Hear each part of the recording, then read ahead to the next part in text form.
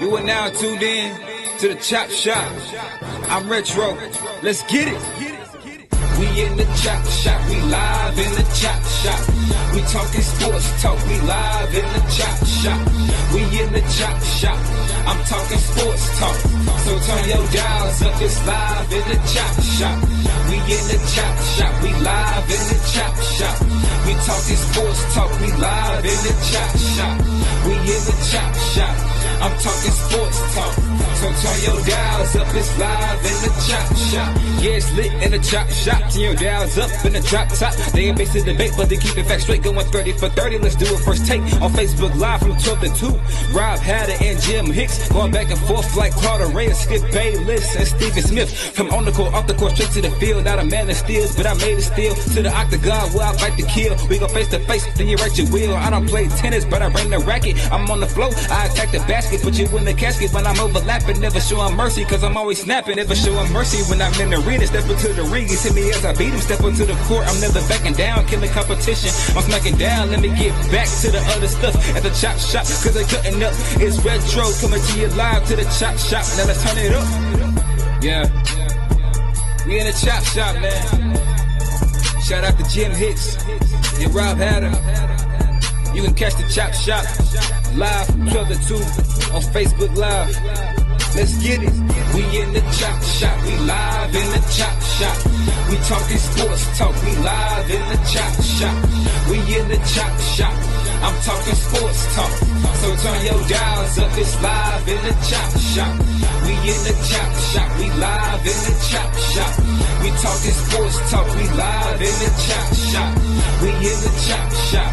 I'm talking sports talk. So turn your dials up. It's live in the Chop Shop.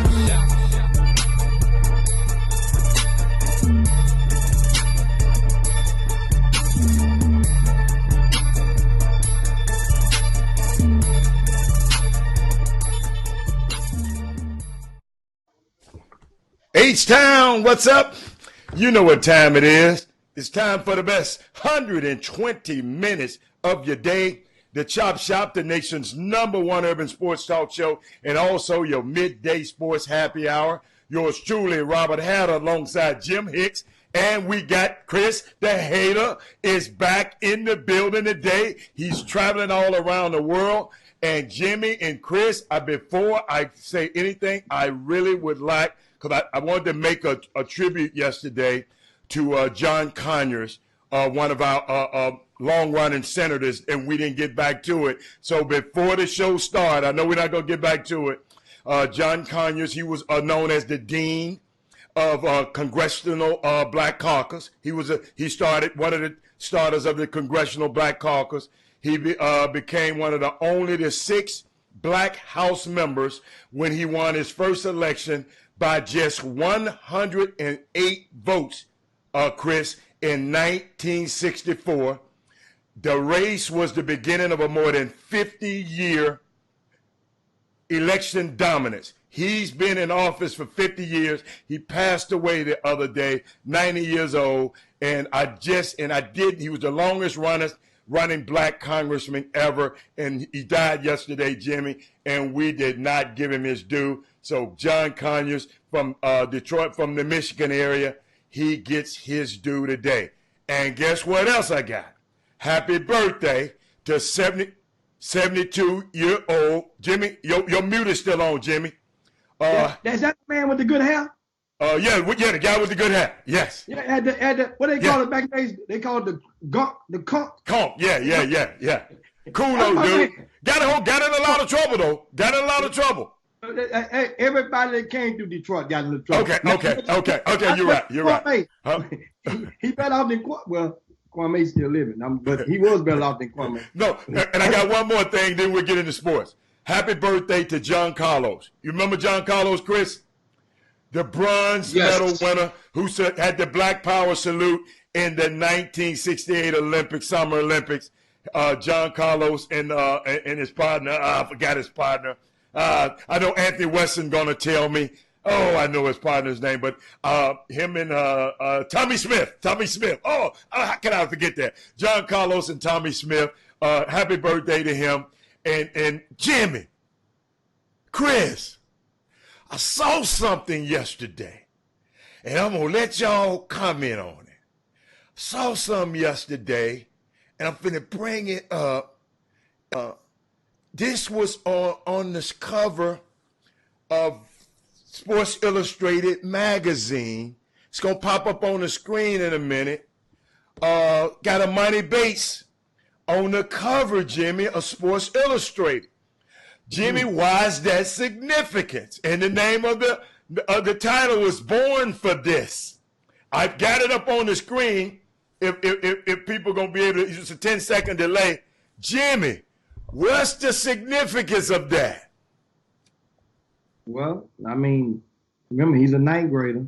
LeBron James is on the cover. 10th grader now, Jimmy. Well, 10th grade, I'm sorry, now, class 2022. Right. And Emoni Bates is special. Okay. They're not reaching on this kid being on the front cover. Okay. He's not the first high schooler and probably won't be the last. Mm-hmm. But one of the things that you have to realize, LeBron James has seen this kid play because Emoni Bates played, his summer team played against LeBron's son's summer team this past grassroots season. So he's anointed. Matter of fact, ESPN had pegged Emoni Bates as the #1 player in the country. Regardless of class. Regardless of grade. Mm-hmm. And this was before his 10th grade term had even begun. So this is how special. One thing, understand, all you can do is encourage you guys to go and search it, go find the game, or if he comes to a near a city in your area, in your vicinity, your geographical area, then you need to go and see Emoni Bates if you are a basketball fan. This kid is special. And Chris, have you seen him play? Have you seen him, Chris? I haven't seen him, but if everybody's talking about him like that, I'm sure he's as good as advertised. I always hesitate when they use LeBron James as a comparison. Like, you just can't. Yeah, I'm sorry, you just can't do that. Yes, you can. Yes, you can. No, you can't. Yes, you can. Well, they did Deshaun Stevenson like that. You see how that he was on the that last didn't work ones. out. They didn't work Yeah, out. you got to be careful. They did Harold Miner like that. Remember Harold Miner? Baby Jordan. Didn't work. George Raveling, don't know why you mess with Harold Miner like that. He played with Coach Raveling like that. You can't. But There was a whole lot of baby in that Jordan. you know, so in other words, so there's more kids that have been anointed and not made it than there have been who have been anointed and made it. That's what you're saying. Absolutely. We do it all the time. We do it in this city. You know, that kid does the next TJ Ford or I was at the Rockets game last night. Uh-huh. And guys, the pros is another level. I'm sorry. Like all you AAU coaches out there, all you high school coaches out there, all you knuckleheads who don't understand what it takes to get to that level. I was with Ed Pinckney and myself. Ed is a scout for the Rockets, and he I want to say 10, 12-year NBA coach, MVP in the Final Four, played in the league about 12, played with Larry Bird. I mean, he played with them all. And he told me a great story last night about how he had his first agent. And, back in cell phones, or they didn't have, Ain't that old. They had not, Ed's old. He's about as old as you. And he said, man, you know how we were talking about agents. He said, you know how I got my first agent? I thought I had him to get a kick out of this. Right. He said, Moses Malone called in Villanova. They didn't have cell phones in the room. You had to go to the community phone in the hallway. So they would call, somebody would call the payphone, and they have to come knock on your door and come get you. And they said, Ed, Moses Malone is on the phone. He said, what? Moses Malone? So I forget the agent he was working with at the time. He said, Moses says, you're going to go with this guy, and he's going to be your agent. And Ed was like, okay. That's see, Jimmy, just like that. You're going to go with this guy, and he's going to be your agent. And that was it. And that guy represented it. It's just a different time. Like, you can never get a kid, like the way they idolize these dudes, like, they would never listen to LeBron like that. You know what? Whoa. Hey, do me a favor. I know we pivoted.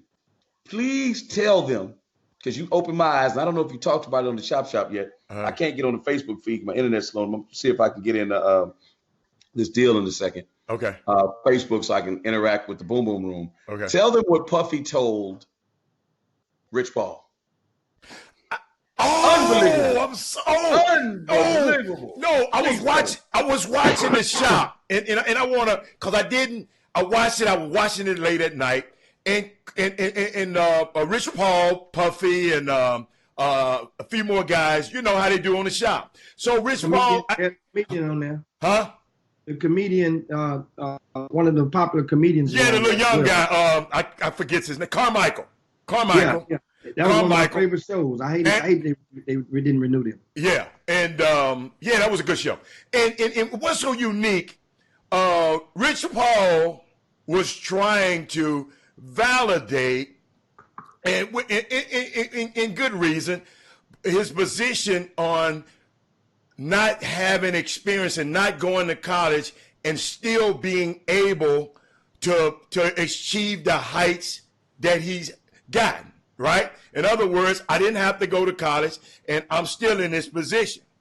But and Puffy said, yeah, but you and the guys in this room are unicorns. Yeah, we different. These guys in this room, the Rick Rubins and the guys in the Maverick Carters, we different. He said, I would like to say, if I had the discipline of going to college, being a unicorn, I would have understood and been a better Puffy, a better Sean Combs than I am now if I would have, if I had went to college and studied. And he in other words, Puffy said college would have sharpened his tool a lot more.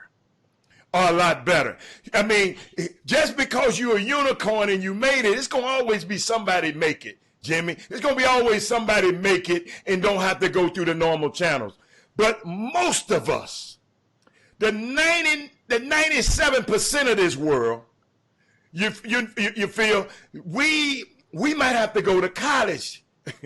We're not like Puffy. They had a instance this morning talking about Freddie Kitchens. Why did he take that job with the Cleveland Browns? And shoot, I said, why not? I was thinking about it. You getting a chance to be in the $1 million a year range. That's the top 1% of this country. Of course you take the job. So all Puffy was saying is, man, I think I would have been a better Puffy if I had a college education. That's what he really told him, Chris. Now, what else you got to say about that, Chris? Jimmy? Can you mute? Chris, Jimmy, I thought it was interesting that Puffy checked him like that. You know what I mean? Yeah, he checked. And he said, "Hey man, this is a barbershop, right?" Yeah, that's what he said, Jimmy. He said, "It's the chop shop. Excuse me. This is the barbershop, right?" No, he said it right the first time, but they stole the idea. He said it right the first time. Puffy called himself. Yeah. He said, a chop shop. I mean, a barbershop, right? He said, dude, I'm finna chop your ass up now. That's what he really was telling him. That stuff you talk. Huh? What you say, Jimmy? That's who was telling who? Puffy was telling Rich Paul. Yeah. Man, I was with some people the other day, Jimmy. I got to say this. I was with some people in San Francisco doing some stuff, and we were talking about Rich Paul. And you got to validate this for me. And the reason why I brought it up, because I went to the game last night, and Nerlens Noel was playing for the OKC Thunder, and they told me some stuff that blew me away. I'm trying to get centered on the screen while you had it. They told me stuff that blew me away. They told me that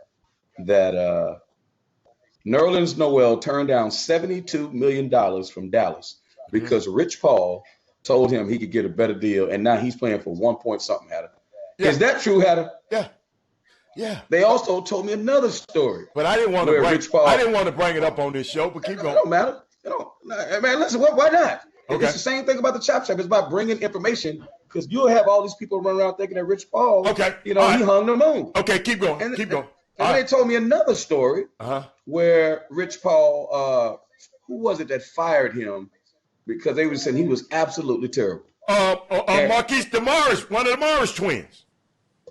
Just terrible. Just chopped him up. Morris twin chopped him up. He chopped him up. Oh, my God. One day he wanted to beat him up because he was another deal. He wanted to beat him up. It was another. You remember that deal? Yeah. Another deal where he cost his guy money. And they say he talks to the GMs so terrible. He said when he got leverage, I'm sure what a Drew Rosenhaus does too. But at the end of the day, people need to understand, I'm sure, and people may agree with me, and I'm not on the Facebook feed, so I can't come at y'all today like I normally do. And so I'm trying to work on that now. But if he wasn't with LeBron, do you understand what I'm saying, Hatter? Oh yeah. If he was not with LeBron, he wouldn't be in this industry. Oh my God. Wouldn't be in this industry. I mean, but the thing about it, bless his little heart, he got LeBron.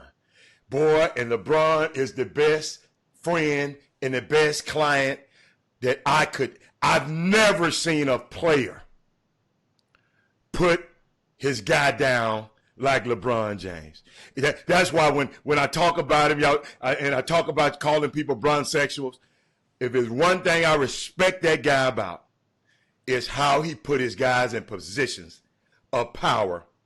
And now, in years to come, they're going to be running a big part of the entertainment industry, and I'm proud of it. But yes, if he don't have but guess what? If a lot of these guys if a lot of these guys wouldn't have a lot of these other guys, I'm talking about in the other industry, in the other side, Jimmy. If they don't have this guy, no way, that little young guy from Rice at 25 years old, nobody else would have gave him the job as a general manager but Daryl Morey.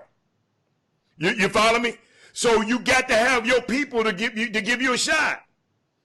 And this kid might wind up being a great general manager, but at 25 years old, he got a shot. Jimmy?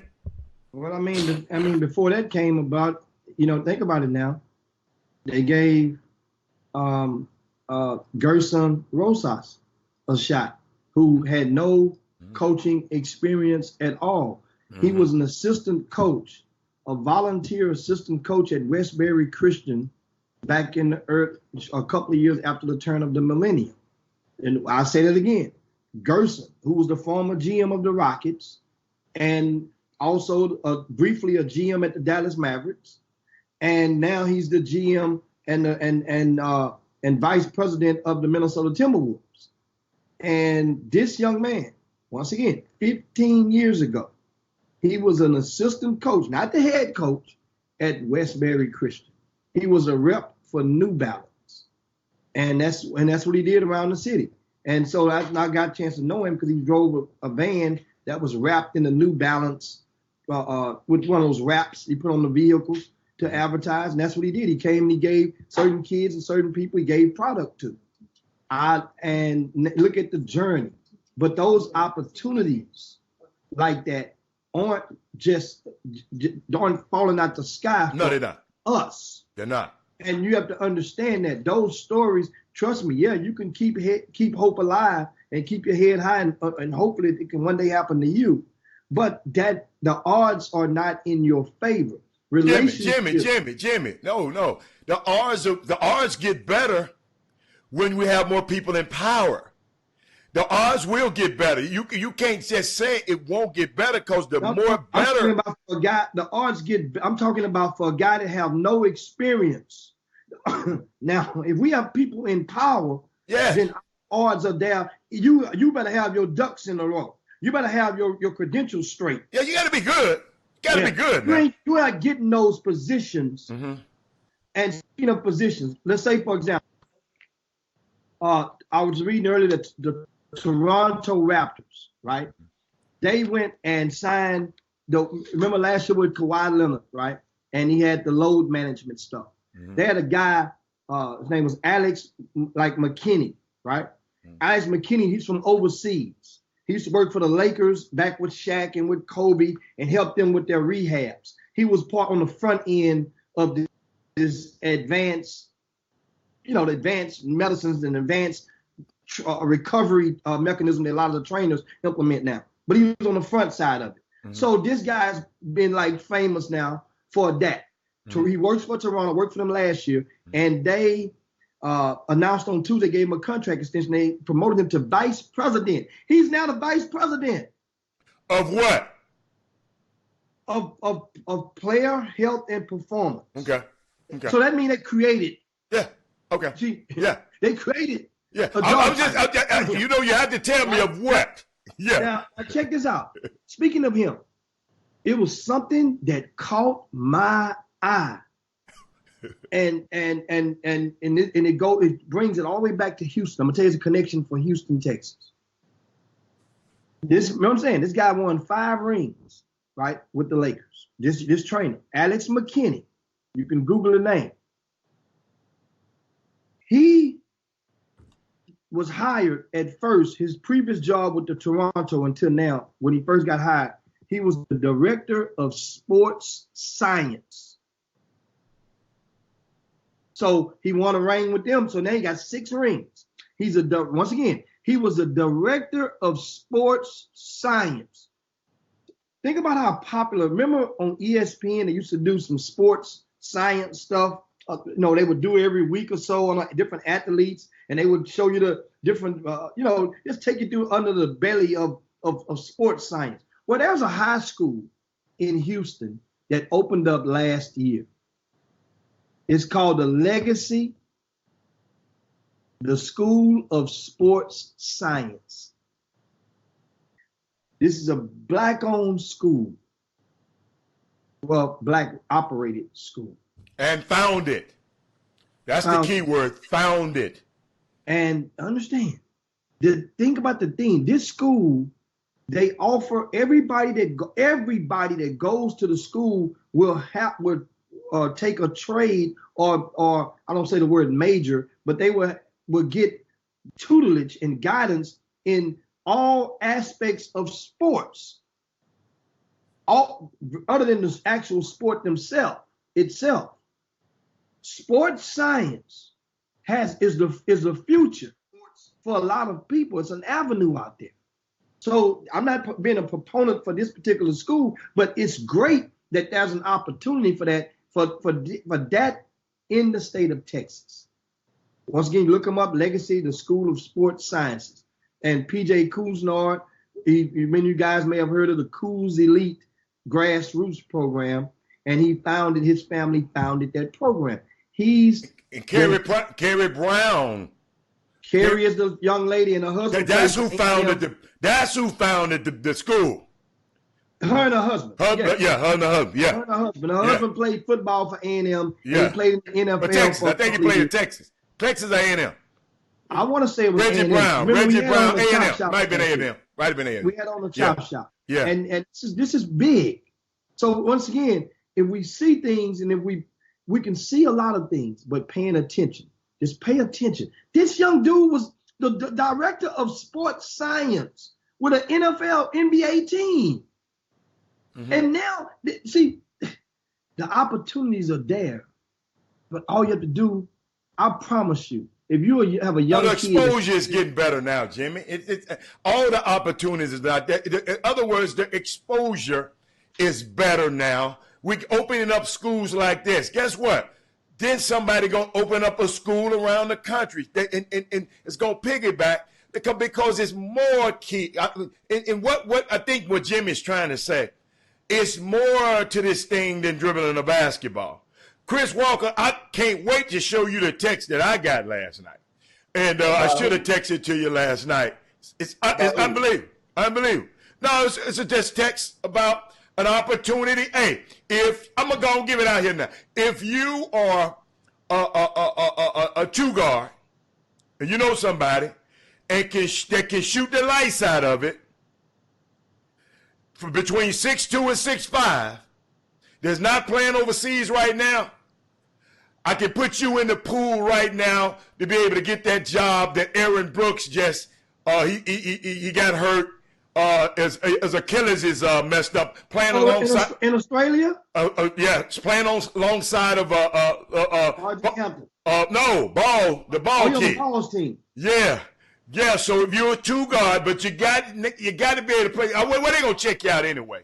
So just email me at ChopShopHTX chopshop@gmail.com. If you know a shoot that's not already playing overseas anywhere. You got to make a disclaimer. You got to make a disclaimer because you're going to have all these little mamas and daddies from high school. You got to be a professional athlete that's got experience, that has experience playing professionally. You got to be, Aaron Brooks was a 10-year veteran over in NBA, and you're going to replace him. So thank you, Chris, for putting out that disclaimer. Don't y'all flood that email with all of that crazy stuff. Thank you, Jimmy. Thank you, Chris. But I got a job for you if you're good enough. If you're good enough. Okay. Now, of course, that's chopshophtx@gmail.com. That's the email address. If you for an opportunity, for professional opportunity overseas, for some deserving and talented individual. Yeah. Speaking of Chris, you mentioned you was at the Rockets game last night. Talk a little bit about the Houston Rockets and their 116-112 victory over the Oklahoma City Thunder. A game no defense. Well, I mean, the Rockets blew the doors open in the third quarter, and the OKC came back and kept it relatively close in the fourth quarter. I watched the ending of that game, and you were there. So he wasn't watching the game. Oh, he was there, but he wasn't paying attention. Running his mouth. I was with TJ Ford, man, and I told you what he was doing. TJ Ford and what's his name? That coach with the Cleveland Cavaliers. That's TJ. Well, James Posey. Yeah, I was with him with. Posey too. We was at. I had a ticket for you, Hatter, but you dissed me. I don't want no ticket. I got my permanent ticket. All you got to do is look. All you had to do is look opposite from the Rockets bench to your right. And saw it was an empty seat right there because Big Daddy wasn't there. You understand, Big? Next to James Harden, Mama. No, I got my own seats now, baby. So now, of course, in this game last night, the Rockets get the victory to improve to 2-1 on the season, and the OKC 1-3. Chris, what was some of the takes that you picked up during last night's game? Dude, first of all. First thing, if they put Russell Westbrook hair on that screen one more time, that's number one. Number two, did you see what Russell Westbrook wore to the game yesterday? You said to me, please put it on the screen. Please put it on the screen. Do you have it? I'll send it to you. No, I got it. Please put it on the screen what he wore to the game, man. Give me a second. We got to let him know this is not Atlanta and the Lenox Mall. It's the Galleria. We do things different. We do things different out here. I know we got Papados. Here they got Papados in Atlanta. But Chichi, this ain't Atlanta. Wait till you guys see what Russell wore to the game. Well, but I'll tell you this, Jimmy. Harden had the quietest 40 I ever seen. Say it again? The quietest 40 I ever seen. And he was 21 and 22 from the line. Russell was 1 assist away from a triple-double. He's just explosive, man. Yeah. When Russell Westbrook put that juice on and he starts going through, knifing through people, it's unbelievable. But I agree with Hatter. He just can't shoot. Can't shoot. You got to just back up. You got to back up. You got to force Russell to shoot. I'm worried about the Rockets. Clint Capella didn't play the entire fourth quarter. I think Clint is overpaid, but I'll guys go from there.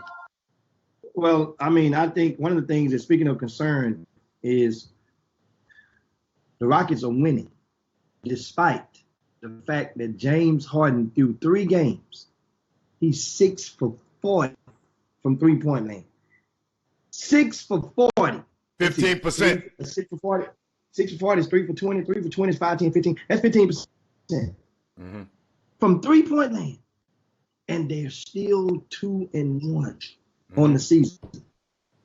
So you're saying that Russell Westbrook can't shoot. Right now, James Harden is the one that's not being able to shoot and convert from the. Now, think about it. He's leading the league in free throw attempts through 3 games. James Harden is. That's what he's done. And he ain't missing many, Jimmy. Huh? And he ain't missing many. He only missed like 3 free throws the whole season. I think he's like 40, maybe 46 for 49 on the season so far, something like that, if I'm not mistaken. But what I like, I look at is early in the season. Hatter knows me. I always look down at the bench because on the long haul, this is a marathon. This isn't a sprint. It ain't nowhere in the hell that the Rockets are going to beat many teams only getting 14 points from the bench. And I keep saying this bench is ugly. It's a defensive comprised unit. I thought Austin Rivers would have more of a role on the offensive end this season because Austin Rivers showed us some promise. He look out of place right now. His role has changed. Yeah, he just look out of place. He just, he watching. You know what I saw, Jimmy? I saw it's going to be rocky. It's going to be rocky. Well, I got Russell Westbrook up on the screen. Go on, Chris. Chris, you got something to say? But I say it's going to be rocky, Jimmy, but for those two to work, they got to work in unison.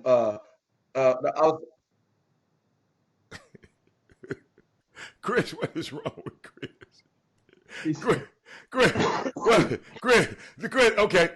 For those, they got to work in unison because you keep kind of butting in. You think about it, two dynamic duos in guards. Let's go with Steph and Clay. You got one guy that had hit 60 points before in a game and then dribbled 11 times. That's like a half a possession for Russ and James. And Jimmy, it happened a long time ago. Y'all probably wasn't watching basketball because I know I wasn't back then. But in 1972, Jerry West and Gail Goodrich, they had two scorers on the Lakers team. Then they had Earl Monroe and Clyde Frazier back in that time. So, and y'all can look it up. And what I saw though, Jimmy, about that game, James is a better shooter off the ball, but I don't think in his mind right now he ain't processed it in his mind yet to be just a shooter off the ball. And Russ is better with the ball, and that dynamic, how they gonna work that out, is gonna determine how many wins. See, James got to say, look here, I done won all them MVPs. I got a max contract. I got a max shoe contract. Okay, now what I want to do now? If I want to win, because this guy right here at point guard has taken a team to the finals before. I was on that team. I've never taken a guy to the finals before. I've gotten close, but I never did. This guy has. So that's what I would say. If James just adjusts, I'm not telling you to change, just adjust his game just a little bit. Let Russell have, and guess what, Jimmy? And it might be the substitution patterns that might help him. So, I mean, I can't wait. Let me tell you something. I'm more excited about this than Chris Paul. I promise you, I'm more excited about this than Chris Paul. What understand? This Ben McLemore only played 3 minutes last night. Mm-hmm. Tyson Chandler only played 3 minutes last night.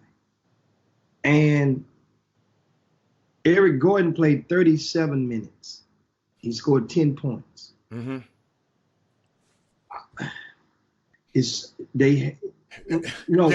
course, remember, Gerald Green is going to be out now for. He's done, Jim. He's done. So he's done. He's done. And Gerald Green was the guy that provided a jolt of energy on a nightly basis because he's one of the few players that is actually in love with the Houston Rockets. Who that? He's in love in Gerald Green. Oh yeah. He's in love, not loves it. He's in love with Houston and the Houston Rockets. All things Houston. Yes. You think I'm joking? Every other week he's got his hair braided up, and that takes a lot of time to sit in a barber chair or beauty chair and go and get your hair done with an H-Town design plaited braided into it. But it's more to it than that. Gerald Green is not there. And so that means I would have thought that somebody would have picked up the slack. And Eric Gordon, Jimmy. I'm pointing the finger at Eric Gordon. He just see y'all got to see. Sometimes we just let certain people get away. He got the big money now. Eric Gordon was one time the sixth man of the year or up for sixth man of the year. He's terrible. Whenever you mention James' name, please mention his as if you mention James as 1A, please mention his at 1B, because it's not like we can do this without Eric. No, dude, they gave you $80 million, dude. You got to go to work. And like I said, if James, and I think Derek says it's going to be hard, Harden can't pull back. I didn't say pull back. I said adjust. Great basketball players adjust. Great point guards adjust to the game in the flow of the game. Great point guards. I said great. Great. Notice what I said, Derek. Great basketball players adjust. I didn't say change. Adjust. Can a James adjust to being a slot receiver and receiving a pass from Russell Westbrook? Can Russ just keep coming baseline when James go to the hole, James throw him an alley-oop, and Russ dunking the basketball? What other two guards do that? Don't too many guards do that. These guys got an opportunity, man, that I'm telling you, I have Clay and Steph. These guys, if they got the right mindset, these guys can be the Clay and the Steph. Not the way they did it, but in their own. I put it like this. The talents that Clay and Steph has, they utilize them and they adjust for the better. Can Russell and James, can James adjust? Because I think Russell will. Can James adjust? And if James can adjust, that's going to show how great of a player he is. That's all. Now, well, and of course, the Rockets have a 4-game road swing that they will engage in, and on Wednesday they will be at the Washington Wizards, then on Friday at Brooklyn, and on Sunday at Miami. Yeah. And then they'll wrap it up on Monday in Memphis before coming back. So this is a nice road swing. And the thing is, what are you expecting the Rockets to do on the road? On these 4 games. 3-1. 3-1 for me. So 2-2 is a disappointment. 2-2 is a disappointment. Now, mind you, Miami is off to a great start. Now they're 2-1. They play Atlanta tonight. I think Miami does. We'll see how good they are tonight. But you don't play Miami. But Brooklyn is off to a decent start as well. They shake it, but that's so. They lost to Memphis. They lost to Memphis. Washington. They lost to Memphis. Yeah, they lost to Memphis. The team you just said, somebody lost to Miami lost to Memphis. So and then guess what? Then they come back home, and on next Wednesday they will play Golden State at home. So we realize a lot of these games, the Rockets are the favorites. But when you start looking at it, like I say, PJ Tucker is playing some of his best basketball right now. It's his first time in his career that he's produced as a Rocket, 3 straight games with 15 points or more. That's his job. Think about it. That's his job. He's a starter. That's his job. Well, no. That's his job. His job is to give us 10. Yeah. 12. But guess what? No, he's a professional. That's what people don't understand. I expect that. Guess what, Jimmy? You know what his job is to do? Play hard-nosed defense, which is what he loves to do, and set his ass in the corner and hit a wide-open 3. Jimmy, so you telling me he just got to hit 3 of them the game and hit 1 free throw, you good and satisfied.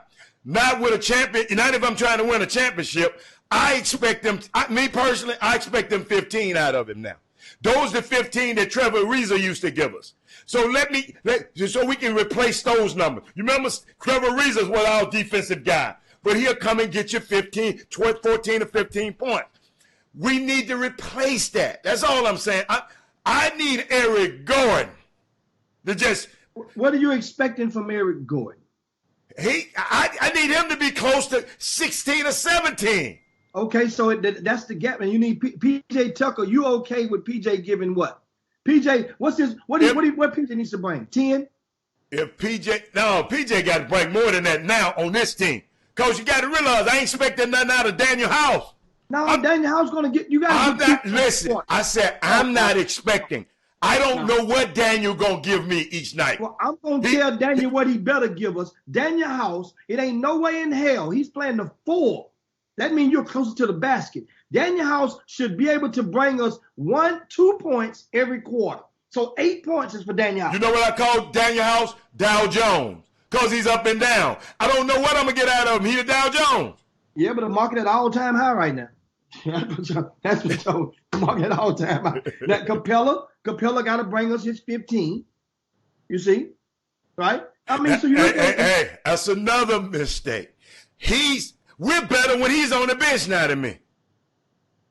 He's not blocking shots like he used to. I guess the guy is you know what? Maybe his wallet is too big. He can't jump no more. He can't, all that Bitcoin is holding him down.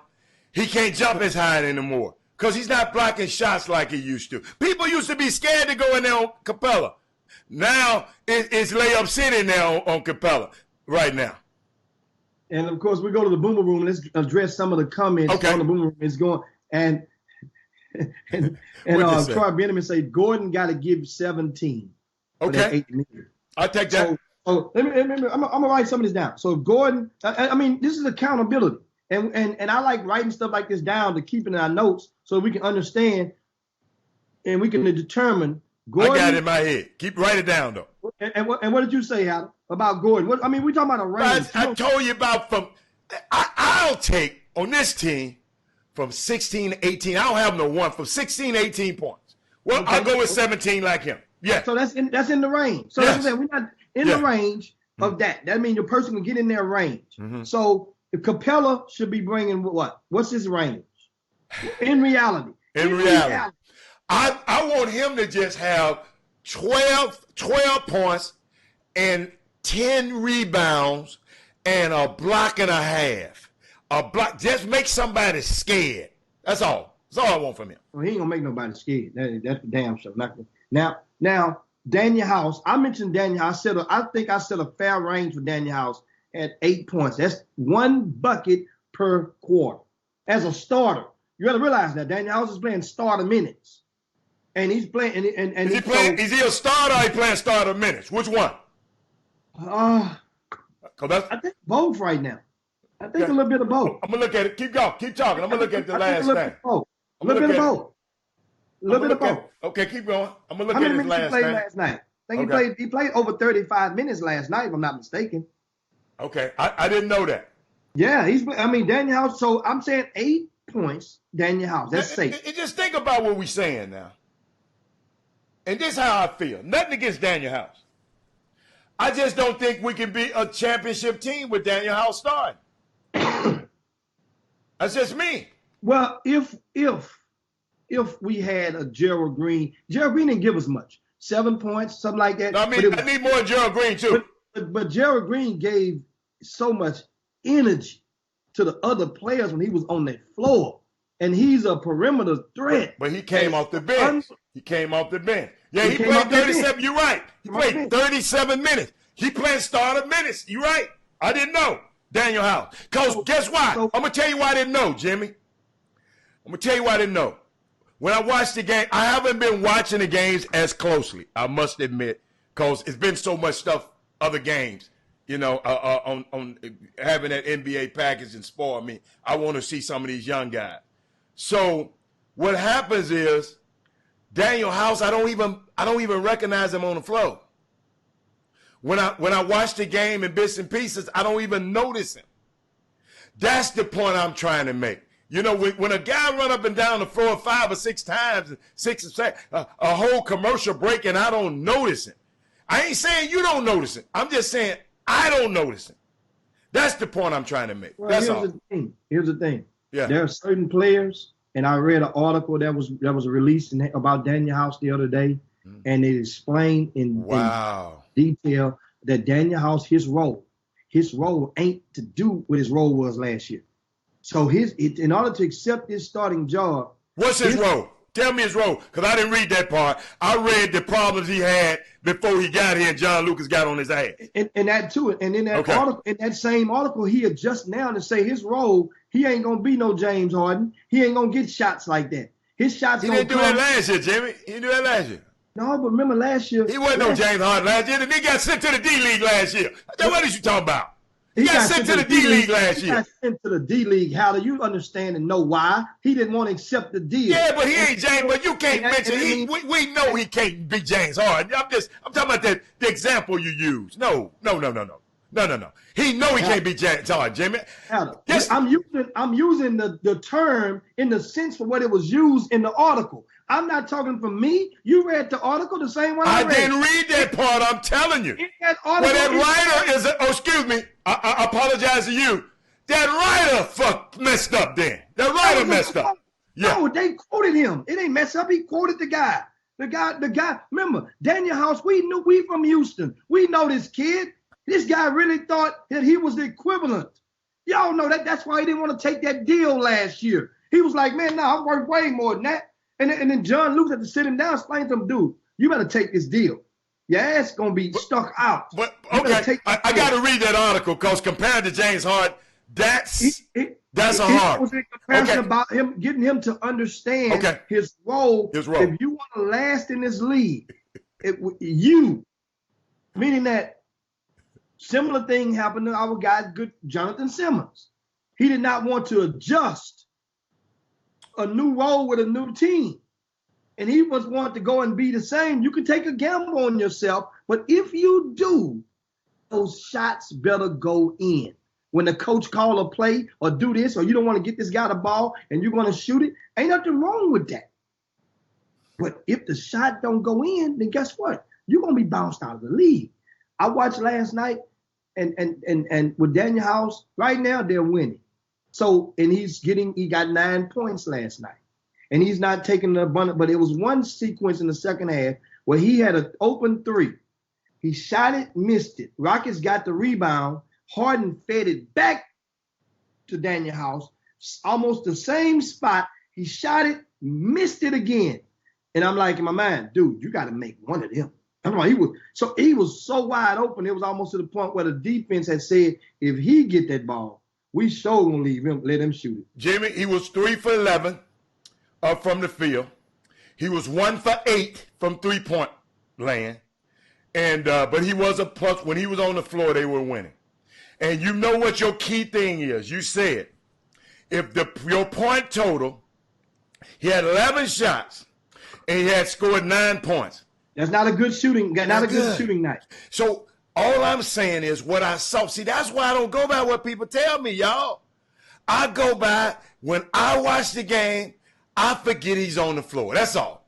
So I just want him, nothing against him. I want him when he. What was from 3-point land, Hatter? Huh? That's going to help define that. What was he from 3-point 1 for 8. Bingo. That explains it right there. That ain't, see, his new role.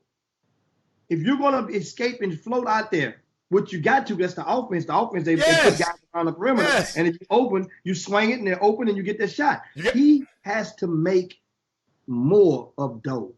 Of course. Daniel House. Eric Gordon, PJ Tucker.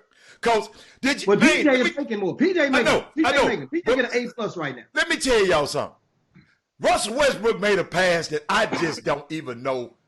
When he went downhill on him and hit PJ in the corner, let me tell y'all something, man. You remember I told y'all when they made the trade, I said, I was trying to be diplomatic. I said, I get a guy 4 years younger and 4 times better to me. Russell Westbrook, I don't even talking about how him and James get along. I just love the energy that young man brings to that. I can't wait to go to a game now. I just don't like to go to games in the early of the season. I just don't like to. I like to go to games when Jimmy, after the 20-game mark, if I have to go, I'll go. But after the 20-game mark, I'm there.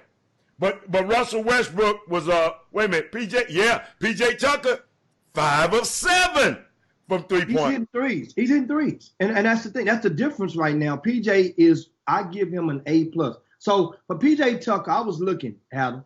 Okay. Since he's been in the NBA, you know the most points that PJ has averaged in the season? 9. He's averaging about 16 right now. This only 3 games in. I understand. No. So, Jim, on this team, you notice you got to hear my caveat. I always put something in there. For this team to be a championship team, he's going to have to be that threat. That's all I'm saying. For this team to be a championship team. Well, he was that threat. He's been that threat. He's established that guy to be open in the corner. He's our Mario Ellie. PJ Tucker is our of 1994. No. Mario Ellie hit clutch shots.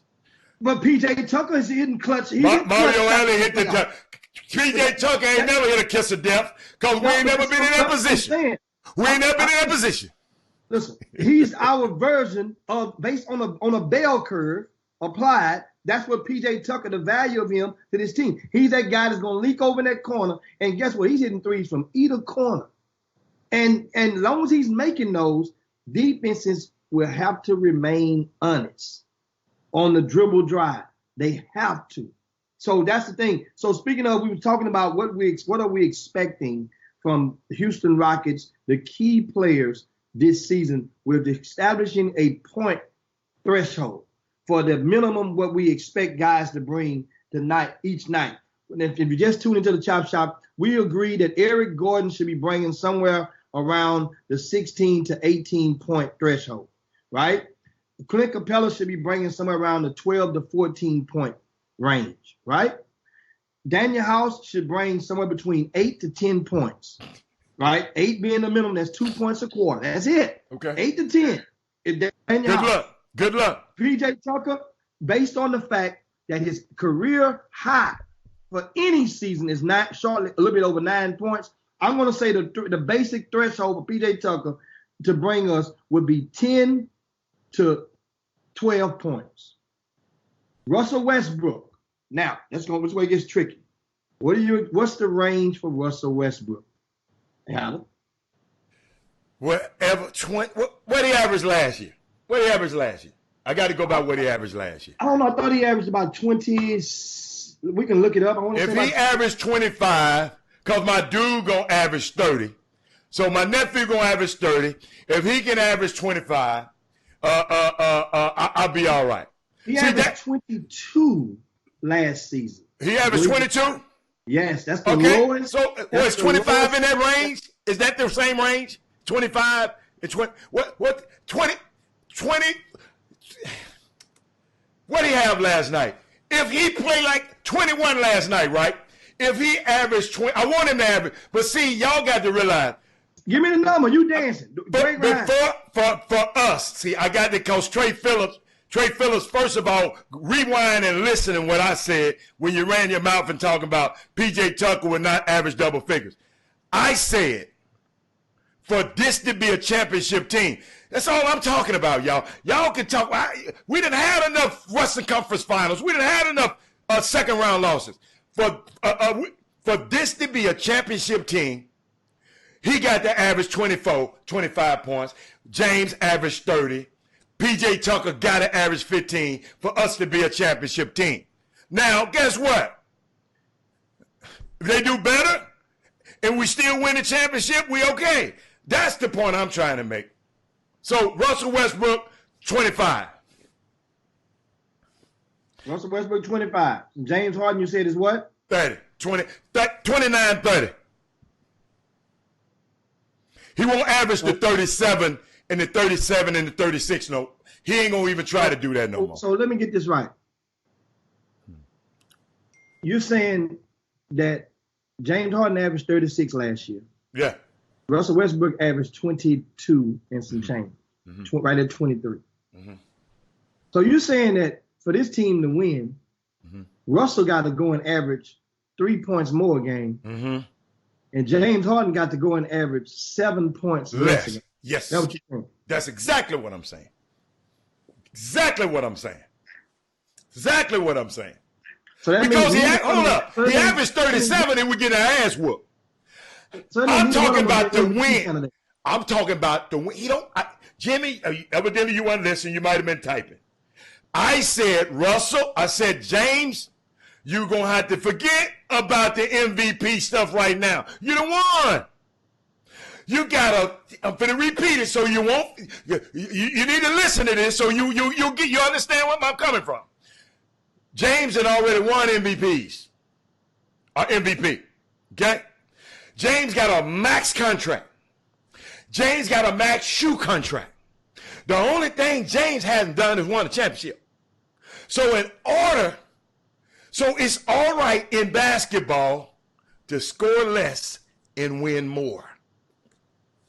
In basketball. I don't know about baseball. In basketball, it's okay to score less and win more. Well, here's what I got. If I told it, Westbrook with 25, that's what we're expecting you to bring to the table. It's kind of like having this cookout. And I need you to bring the potato salad. You're gonna bring the drinks. So that means everybody's accountable. James Harden got to bring 30 on the average. Westbrook 25. Tucker from 10 to 12. So we saying 11 is the mean. Daniel House 8 to 10. So that means 9 points is the mean. Capella 12 to 14. That means 13 points is the mean. Gordon 17. If you add all that up, that comes up to somewhere around about 104, 105 points a game. That means now we're not counting Rivers, Austin Rivers. You add him in there, we're expecting Austin Rivers to bring what, 7 points, 5 points? I'm thinking he's aggressive. Austin Rivers got to at least give me, I say 7 points because his role has been diminished. Jimmy, I got breaking news. And we got breaking news. We got breaking news. NCAA would permit athletes. This by Associated Press now. By Associated Press. This is not Robert Hatter's words. NCAA will permit athletes to be compensated for their names, images, and likeness, the Board of Governors said. Chris Walker is telling me he told me Hatter. Hey, everybody on the Facebook feed, do me a favor. Say, Chris Walker, just do me this favor, y'all. Y'all instant message Chris Walker or however you do it on Facebook and say, Chris Walker, you're the savior. You're right. No, call him Chris Skinner or Chris O'Bannon or Chris Yumi. Chris Walker think he the one, hold on, y'all, that instituted this rule out here, y'all. So please, he think he the one passed the governor. What's the governor name out there? Governor Walker. Hey, Chris Walker, so please, y'all, give him the credit because he texted my phone a mile a minute talking about, I told you, Hatter, I told you, Hatter, I told you, Hatter. So please help him out. Now, get back. The thing is, Chris was definitely, and like myself, Chris was definitely bullish on the opportunity. Now, mind you, he's not coaching anymore in the NCAA, but this is huge news. And remember, we said it on the Chop Shop. October the 28th was the date that they were going to meet around that date. And the NCAA was going to either put up or shut up. All that smack that Gene Smith was talking a month ago, to be, Jimmy, that was his opinion. See, that's what y'all so crazy. Y'all, you know what? Jimmy, you part of the cancel culture. If somebody don't agree with y'all, you cancel him, you call it smack. Just because he don't agree with you is not smack. He just said that that's what he believed. It ain't happening. He said it ain't happening. But guess what? He believed that.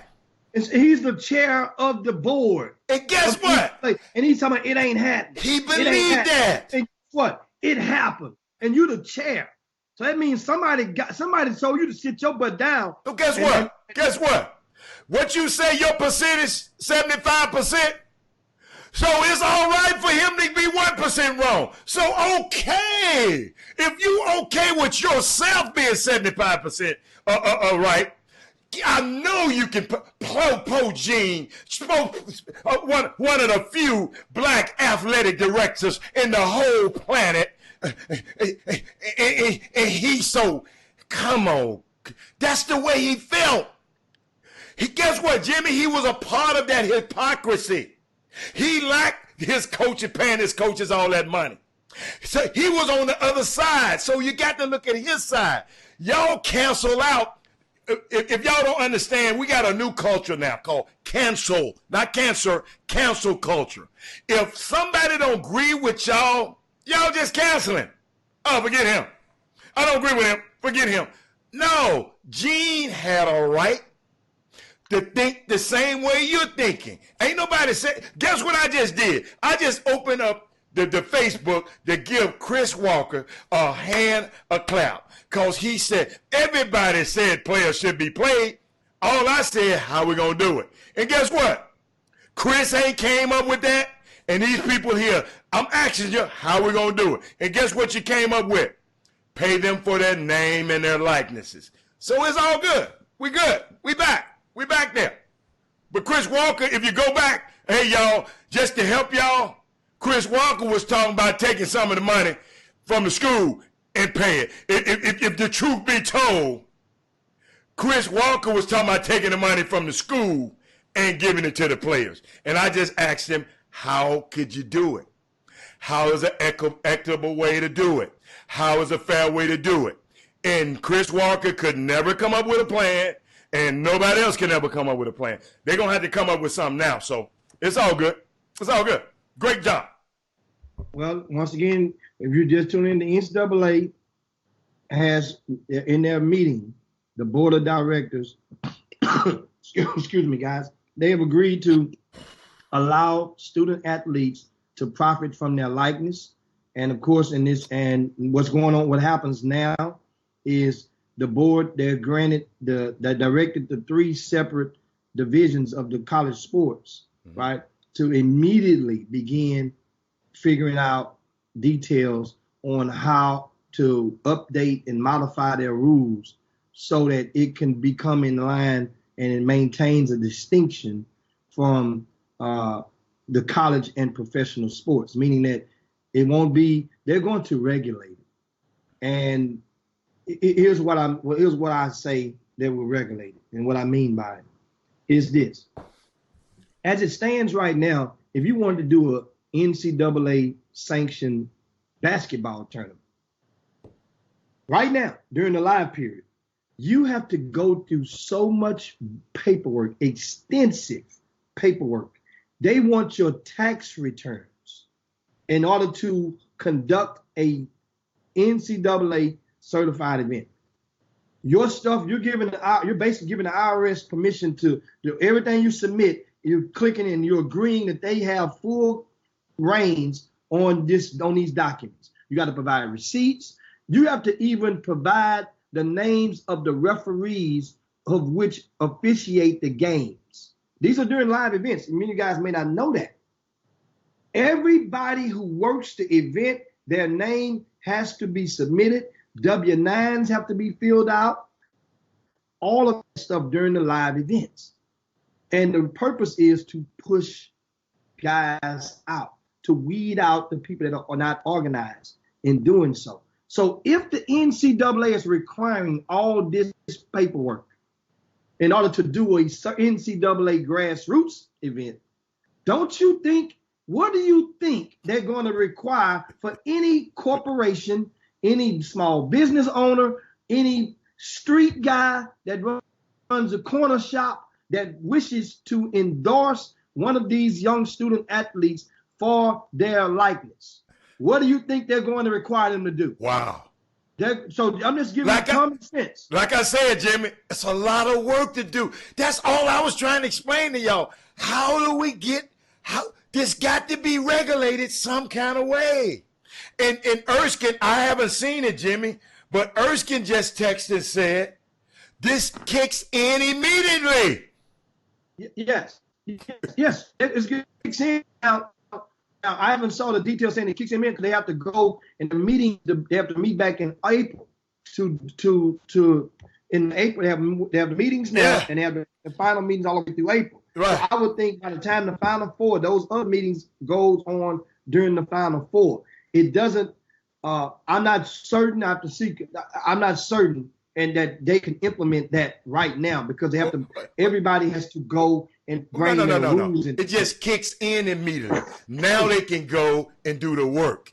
In other words, we ain't waiting to 2023. This stuff is going to happen now. That's the great. Now, if I haven't read the article because I'm trying to be. I'm thinking 2021. Yeah, by next year it'll be done. You know what's so unique? Speaking of NCAA, Jim, and I wish Chris was still there. I saw something in Jimmy, and since we're still talking about NCAA, I wanted to share, and I wanted to share because you didn't mention it, and I didn't see nobody talk about it, but I thought it was unique. I'm trying to find it. It's some stuff that happened in Dallas this weekend, Jimmy. They had a DFW high school media day this weekend, October the 26th. Help me out, Jim. And Jimmy, I think I'm talking to the right person. And we got media people who watch this show. I might go see it later. I don't want nobody to know that y'all watching. But check this out, parents. This was the first year of this event. You remember a month ago, Jimmy, I came and told the Chop Shop and mentioned it to the Chop Shop about Sierra Canyon having a media day at school. And everybody scoffed at it like, yeah, okay, LeBron. But guess what? Dallas, Fort Worth. I guess they was watching the same. They might have been watching the Chop Shop too. And they implemented let me show you some highlights of the event. All you media people in Houston. Okay, it's the first year of the event. The event was established to give exposure. Guess what, Jimmy? To the local high school coaches and players and the school. Not summer basketball. Hey, Wanda Beasley. Not summer basketball. This event was established, Jimmy, to give exposure to the local high school players, the coaches, and the school. Great. I'm loving it. Then they wanted to give coaches and players the opportunity to talk about themselves as well as the success of their programs and the program's goal. You know, don't nobody never talk to the high school basketball coach. They might, the football gives a press day, Jimmy, or a media day. But basketball don't do it. But I'm rest assured we're going to have one next year. Thank you, Dallas. And then I found out Stacey Houston and Charles Campbell of the On the Court podcast, they were there, and Jimmy, people on the Facebook feed, Wanda Dixon, I'm sorry, one of them got a divorce on me over there, Jimmy, in Memphis. She done told me Wanda Dixon. Hey, Wanda Dixon. She wants y'all to know she Wanda Dixon now. So guess what, Jimmy? I should have told you about it, but Jimmy, what do you think about that? Which part of it? I mean, having a media day. Well, I mean, it's what it does is it saves time, and it can help the players so that they can be able to get in today's society. It's kind of like signing days. The second Wednesday in November, in a couple of weeks, a lot of the players who are committed to Division I or college programs will be able to sign their letters of intent, right? Well, what happens every year, I would get invites around a certain range of time of hours. That's a Wednesday, right? Let's say little Johnny gonna invite me over to his school on a Wednesday and send me an email. Can you come? I want your present to come. I'm gonna sign my letter of intent. Well, he's on the east side of town. Well, another little Joe on the west side of town has his at 11 o'clock, and he wants me to come to his. Then on the south side of town, little Bo wants me to come to his, and he's at 11:30. And then another one on the north side of town wants me to come to his, and he's at 11:45. Well, this type of thing, it helps everybody if they can collectively do such a media day. Now the thing is, the media day has to embrace the coordinator of this type of event, a gala, would have to go and reach out to everyone equally. Jimmy, we know it can happen because it just happened in Dallas. How could? All I'm saying, maybe I questioned it wrong. I didn't give you. I was too broad. Why could it happen in whoever coordinated? It happened in Dallas. So I'm just trying to say, could it happen in Houston? That's really the point I'm trying to make. Well, the thing is relationships is what drive anything towards happening. Here's the thing: it's not going to happen during school hours. That's one. So that means it has to happen either in the afternoon or on the weekend. Remember now, it happened on the weekend. So that's what I'm saying. I'm telling you, you don't have to think about it. All they got to do is say Dallas did it. What day they did it on? Somebody. It don't have to be you. Some person who watching this show, who in the media, your media people. Who the media people? I guess we part of the media, because you just threw us in there. I'm trying to say, could that? I'm talking about the day. We will work out the logistics. Is that a viable thing? The young high school players get a chance, forget the players, because the players get interviewed all the time in the summer. The high school coaches. People don't know them. A lot of these guys, I don't even know. High school coaches. But I think that's why when I saw it, I shout out to those guys up there who did it. And all I'm saying is, can we do it in Houston? And guess what? And I'm going to look around. I just mentioned it today. And I'm going to look around. It's just not because I'm not a media guy per se. So this not in my wheelhouse, but I will help facilitate in any way I can. But I think it's a great job. And guess what? You got all of those kids in there at the same time. Like you said, you don't have to go see little Johnny over there. You've been to took your pictures. You have your pictures of the kids the whole year. You ain't got you got their team pictures with their team jerseys on instead of them ugly summer jerseys they have on.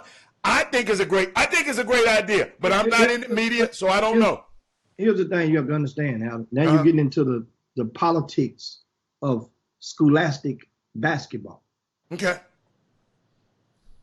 No, not many athletic directors are going to endorse a non-scholastic third party organizing a media day for their players, their student athletes. I'll say it again. Okay. In Houston. That's in Houston. Directors. That's in Houston. In the state of Texas. Okay, hold up. You talking about Houston because hold up, Jimmy. We know it'll happen. No, Jimmy. We know it can happen. It happened in Dallas. Listen, Al, go back and look at the picture and count how many white coaches you saw in that picture. I'm just telling you. So I got to bring that to you. Jimmy, Jimmy, I got the information. I wasn't looking at pictures. Al, I'm just trying to explain something to you. Go look when you sit down at the show. Okay. Look at the picture. Well, what about the black coaches then? Excuse me. Can the black coaches do it? That's why I said one of my first statement was relationships can drive anything. But to make it an official, the athletic directors, every athletic department out there has their own media arm. Like Angel, who worked for the Chronicle, you know what he does now? He quit the Houston Chronicle and took a job in the media for Cypress ISD. That's what Angel does. He say, the hell with the Houston Chronicle. I can make more bread. I ain't got to go right around. So my thing is, that means why would say Cypress ISD? Why would they endorse a third party to conduct this when they can just tell all of their member schools to bring your butts to the Berry Center and we will have our own media day? That's what I'm getting to, and I'm just explaining to you. They're not likely the athletic directors. If something like this is done, it has to be done outside of the blessings of the athletic directors.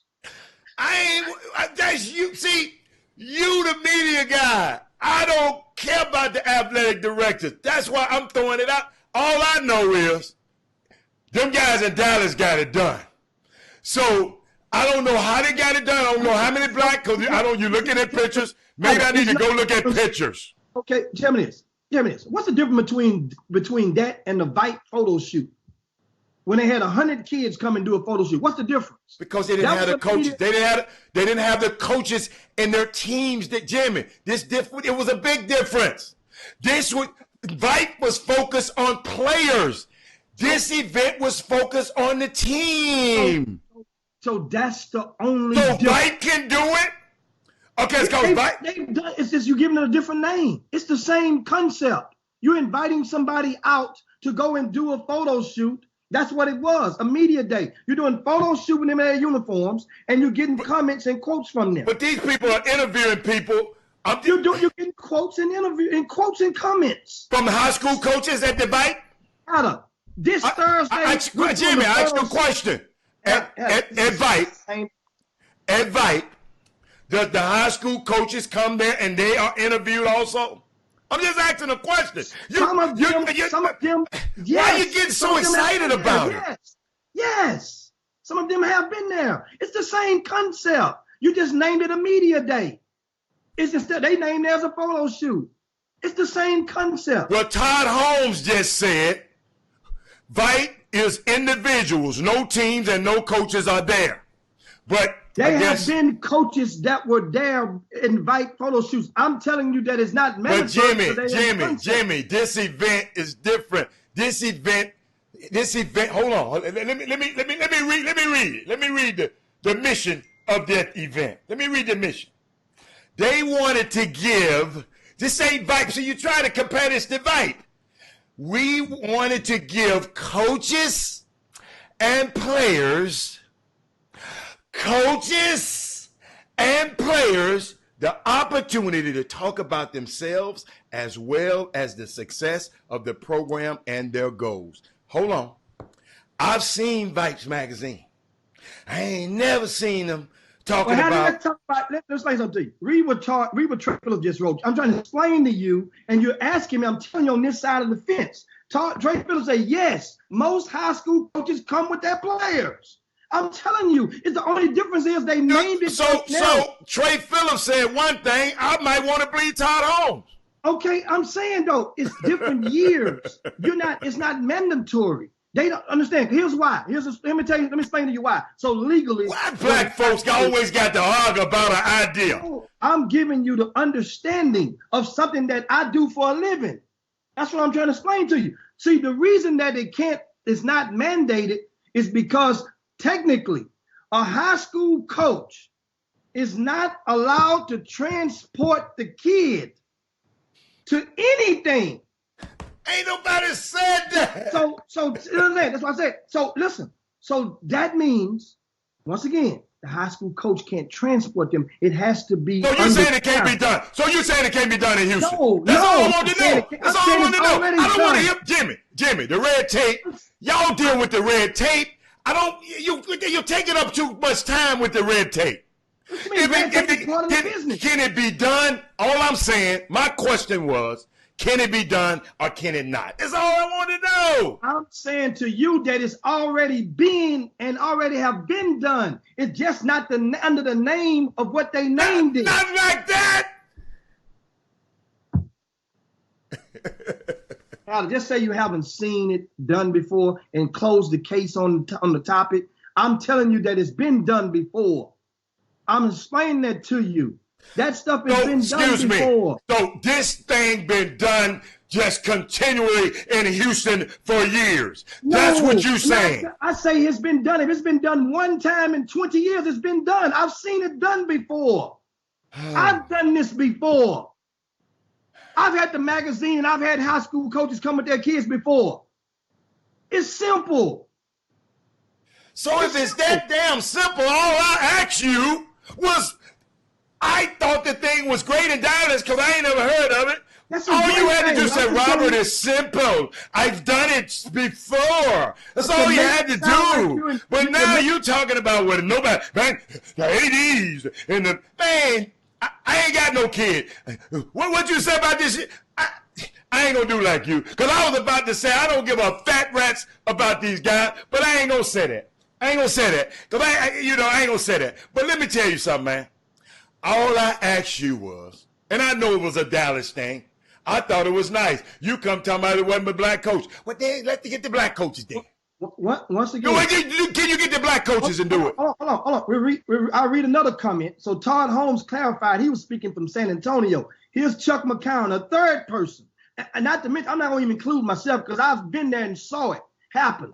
Now, Vipe had coaches and the majority of their players here in Houston. Yes, they did. They've done that before. Todd is in San Antonio. Yes, it can be done. Yes, it's been done. They just didn't call it a media day. They called that thing a photo shoot. So that's the difference. I'm saying that's saying a basketball tournament been taking place, and I started calling it a showcase. Well, hell, that's been done before. Excuse me, Stephon Leary. Nobody said take the whole team. Duh. Nobody took their whole team. When you're making comments, listen to the damn conversation. And nobody said take the whole team. Kevin Freeman says when he was coaching high school, he went there with his players. I've had photo shoots. Did they interview Frake? When did Frake coach? Did they interview Frake? Yes, he did they Frake? Okay, Frake, since you wanna jump on Jimmy's thing again, excuse me, did they interview your ass? If they did, Frake, send the interview. You should have a record of your interview. Send it to me. Show me. I'm from Memphis. I ain't from Missouri, but show me. Since you want to make a comment, show me some receipts. How about that? And the only difference in that is that it depends on how many people you chose to invite. That's what makes it bigger and makes it grander. I've done this. I've had high school coaches come to my photo shoots for the front cover of the magazine. The thing with the magazine, it was restricted to under 10 players. So it wasn't a mass. We didn't need to do like what Vipe does when they do their photo shoot. They're calling every doggone school in the city for theirs. It's a big difference. It's a bigger scale. All I'm saying is I didn't even mention Vipe. I don't care about Vipe. Okay? I ain't mention them. I ain't want to mention them. I saw some people did something in Dallas, and I just asked, could it be done here? That's all. I didn't want to hear about somebody else. We can't do it here because the ADs. We can't. Vipe is doing this. Or Skype is doing this. Kevin Freeman. I came with my players. Leary, college player. We ain't talking about college. We talking about if it was a time, since y'all got so many media people, y'all got 1 million people around here want to cover these kids, but you just cover them in the summer. Get yourself a media day and cover them in the winter. That's all I'm saying. And y'all saying it can't be done. Okay, it can't be done. Be done. I'm saying no. Who said it can't be done, Adam? Who said it can't be done? Well, all you did is gave me red tape.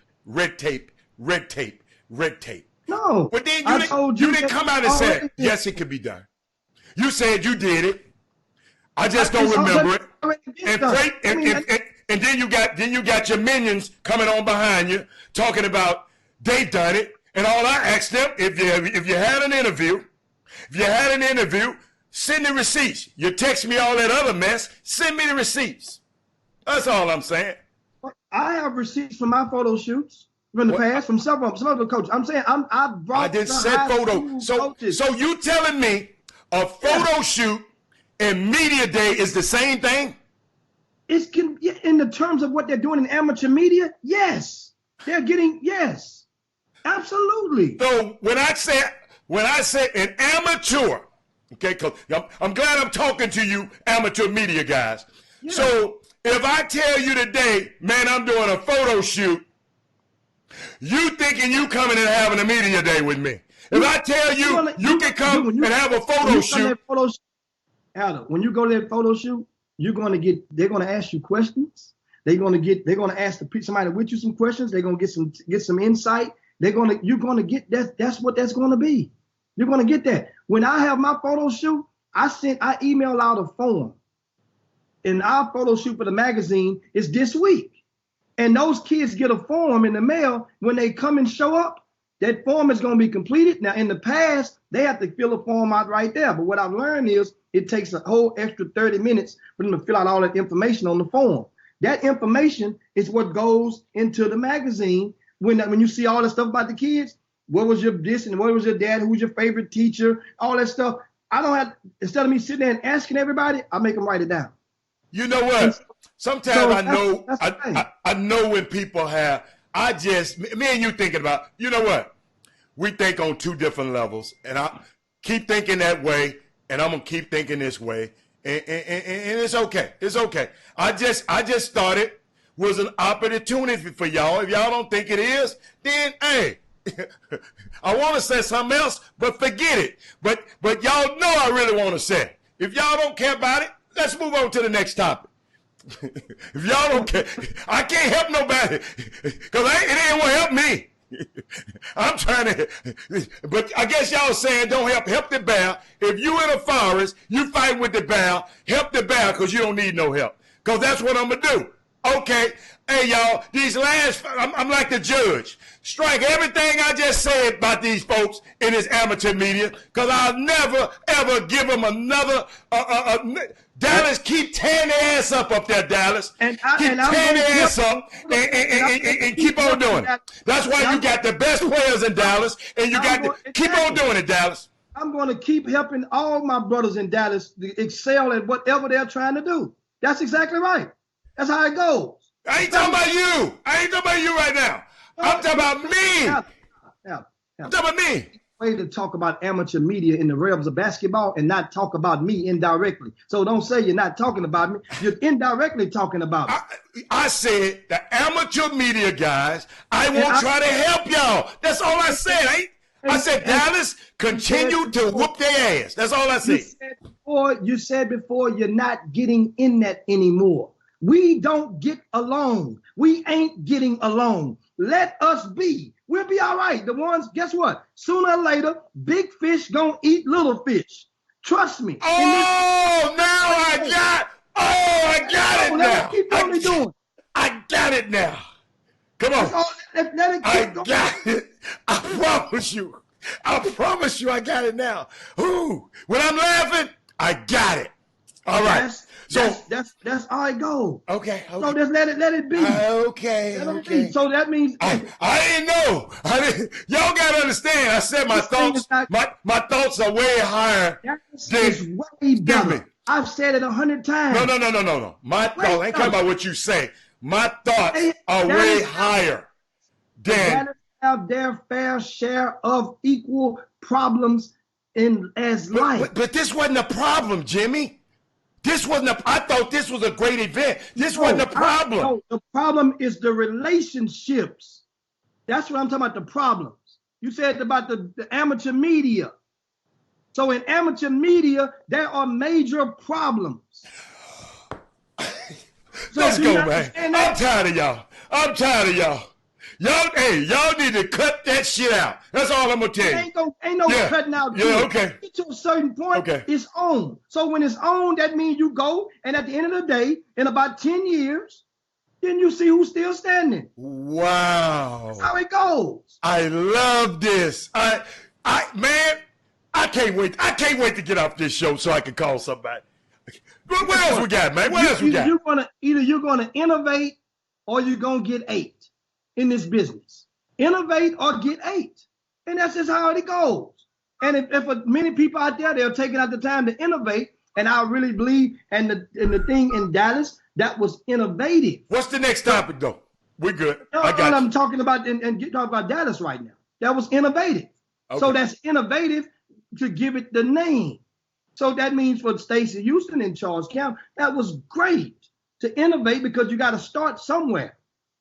So that means now there's going to go and expand. You got to go in the relationships. You got to make do. I mean, hell, find a way to give some gift cards to the coaches that show up, give them a tank of gas or something. Guess what? They'll show up. And it keeps going from there.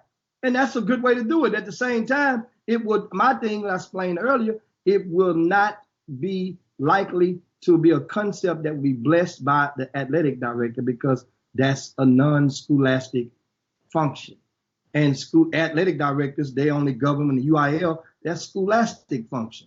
That's just like playing fall ball. Technically, the blessing have to come from the head coach. But at the end of the day, if a team want to play, and I've had teams that play in the Super 16 that the high school coach did not even want to play. I remember back Wheatley High School, back 12 years ago, the high school coach at Wheatley High School did not want to play in my event. I got the Rap-A-Lot guys together, Dewey and Lil C. They got they coached the team and brought the kids out there and said, "The hell with that, man." And guess what they did? They played in the Super 16 because it was a non-scholastic event. So if you got relationships, you got support in anything, you can move the needle with anything. And that's the thing. So you keep cultivating and watering the grass on those relationships. And so that right there is, on that topic. Now what we got, speaking of going, we got a World Series game tonight. We got a World Series game tonight. You know what that means? What? You know what that means? That means we're going to be partying all night in H-Town. All night we're going to be partying in H-Town. But guess what I found out? On the mound. I found out something about him, though.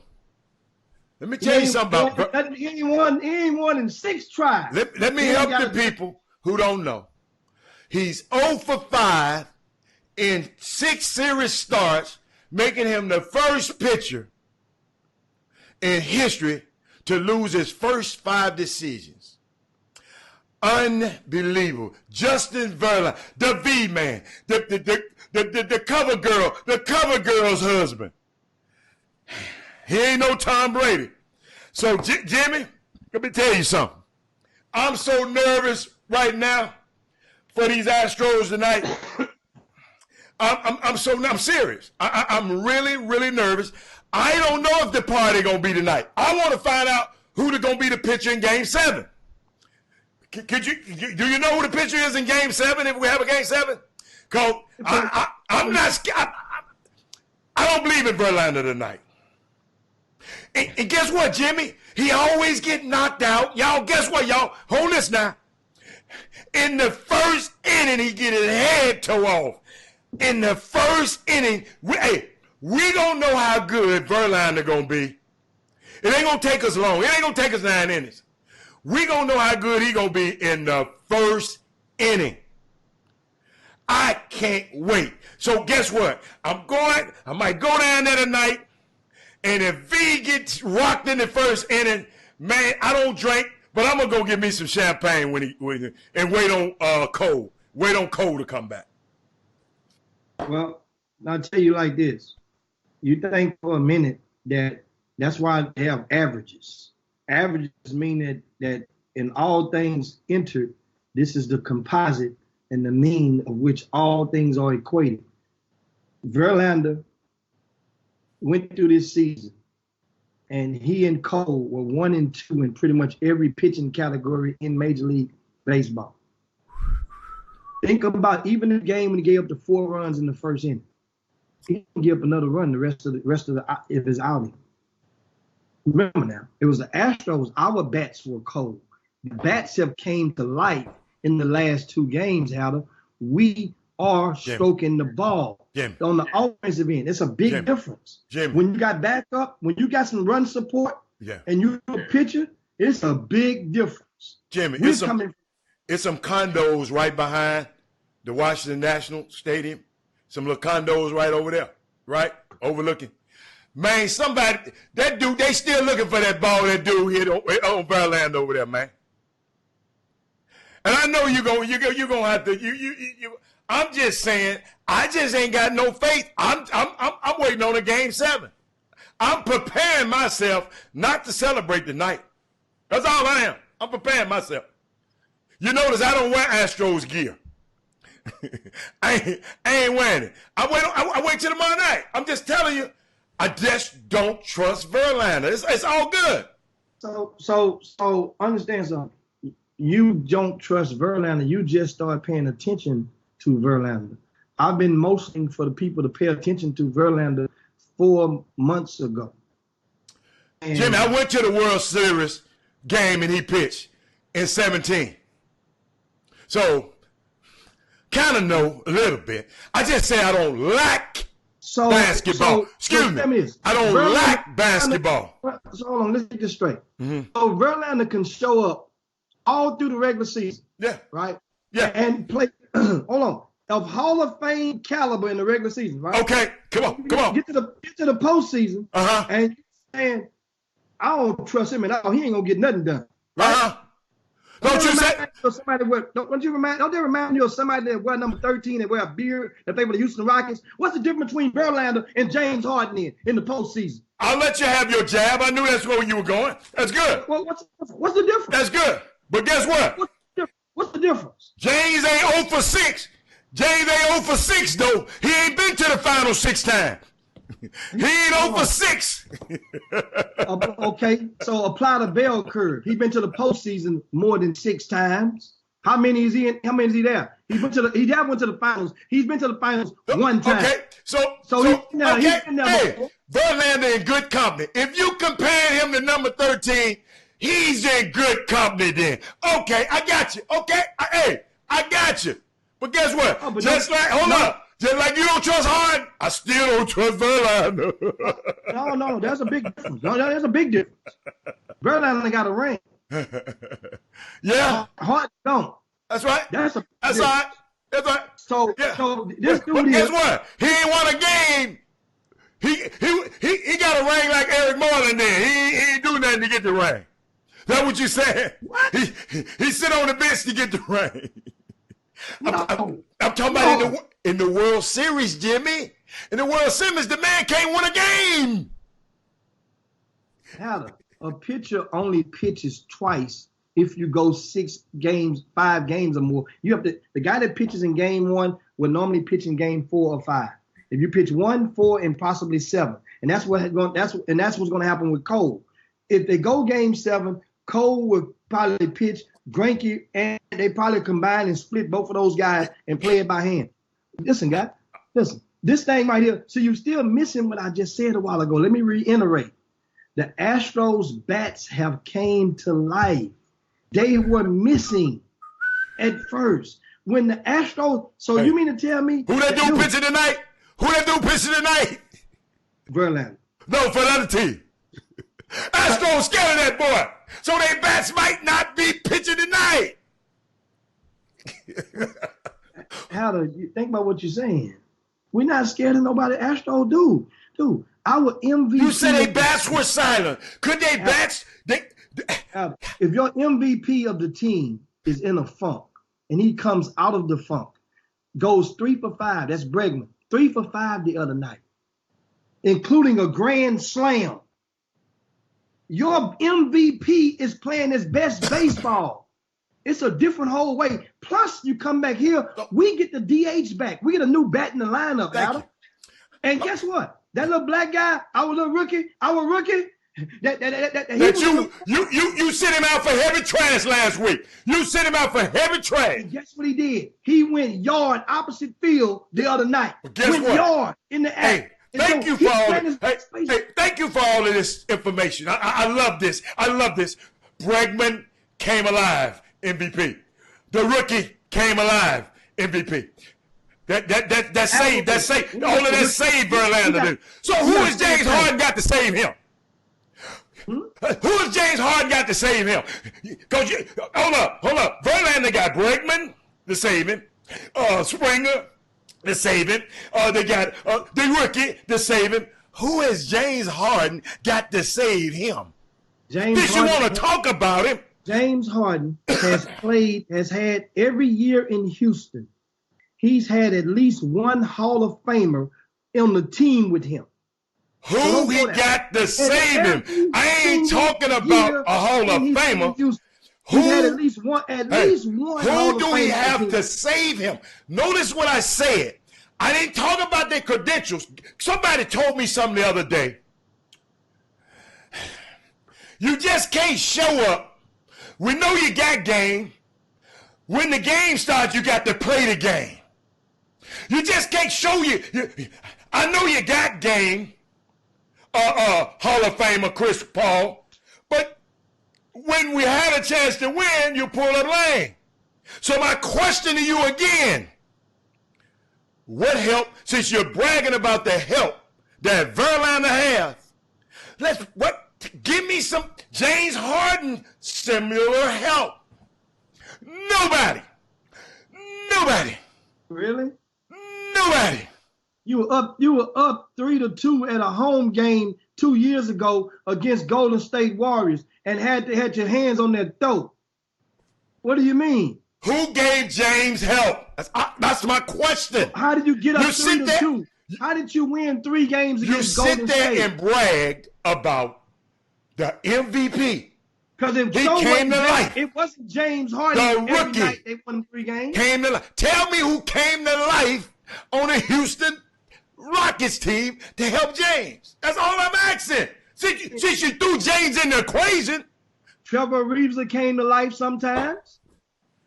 In some equations. Capella came to life. It was different. James Harden. 0-9 in Trevor Ariza for 0 for 12. 0 for 12. That's the last game. They all was 0 for. I'm talking about during the wins. I'm not talking about the loss. I'm talking about the 3 wins. I need him to come. I'm talking about the misses. I'm talking about the hits. I need him to come to life. Those 3 wins, the entire team stepped up collectively at intervals of those games. That James Harden did not master those 3 wins. Excuse me. Justin Verlander didn't you used the parallel. I didn't use it. Justin Verlander has not mastered nothing in these playoffs. In these finals. Nothing. James Harden, all I'm asking you, what's the guy name? I can't even pronounce his name. If it weren't for Eureka, whatever his name, the only Mexican pitcher, if it weren't for him, we'd be in trouble. All I'm trying to say, and I know you get sensitive about this, so you because you think you're an Astro, because you wear Astro hats and you wear Astro underwear. I understand that. I'm just saying, you using a parallel with James Harden and Verlander, and you sit there and repeated Verlander's help, and all I ask you, James help. Trevor Ariza, heavy trash right now over there. You're talking about right now. We're talking about no. But you talk, Jimmy. They had to perform. I asked you who helped them. You said James was down, right? I said collectively. No. I said collectively, the entire team had different games that they all. Damn it! I'm giving you a parallel. James one was masterful in probably one of those 3 wins. And probably one of them. Chris Paul was masterful in one of those 3 I'm giving you a parallel. Justin Verlander, when he's down and can't get a win, he got guys stepping up. You just said that yourself. When James is not, hold on. No, I did not say that. Didn't say that. I say right now our bats are up. If that's the case, we would have won game 2 when Verlander pitched. Because Verlander pitched and our bats did not step up. So guess what? Now I'm saying I have confidence in Alvarez. When he comes to the plate, I have confidence in this guy that was like 4 for his, he was batting like 4 for his first 20s in the series. I have confidence in him now. I have confidence in Bregman. After seeing him go 3 for 5 in game 5, I'm confident that when Bregman comes to the plate, he's batting 4th for the Astros. Guess what?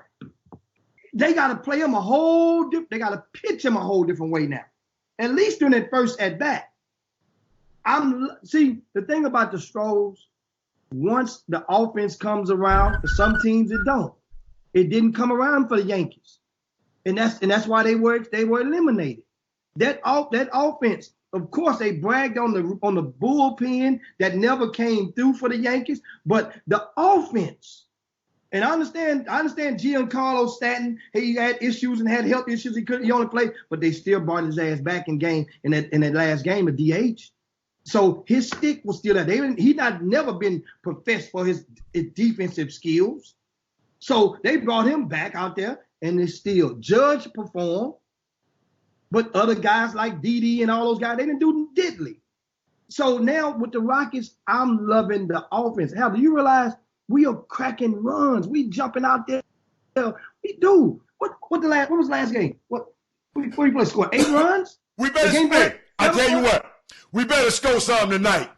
Cause that ball that train, hey, there's a dude hit the ball up on the train track the other night on Verlander. That train up there. He's given more home runs than he's ever gave up in his career. He has no problem. One thing I noticed about him that I feel good about Verlander, Verlander really ain't got no problem getting up no home runs. Now the thing is, some guys. Well, why did he say? Like he was mad. He was mad when he gave up that home. No, he knew when the guy swung, he knew it was gone. That's as a pitcher. But guess what? After you score on Verlander, he don't crack though. He come back the next few innings and he maintained. So that means we had to give the sticks.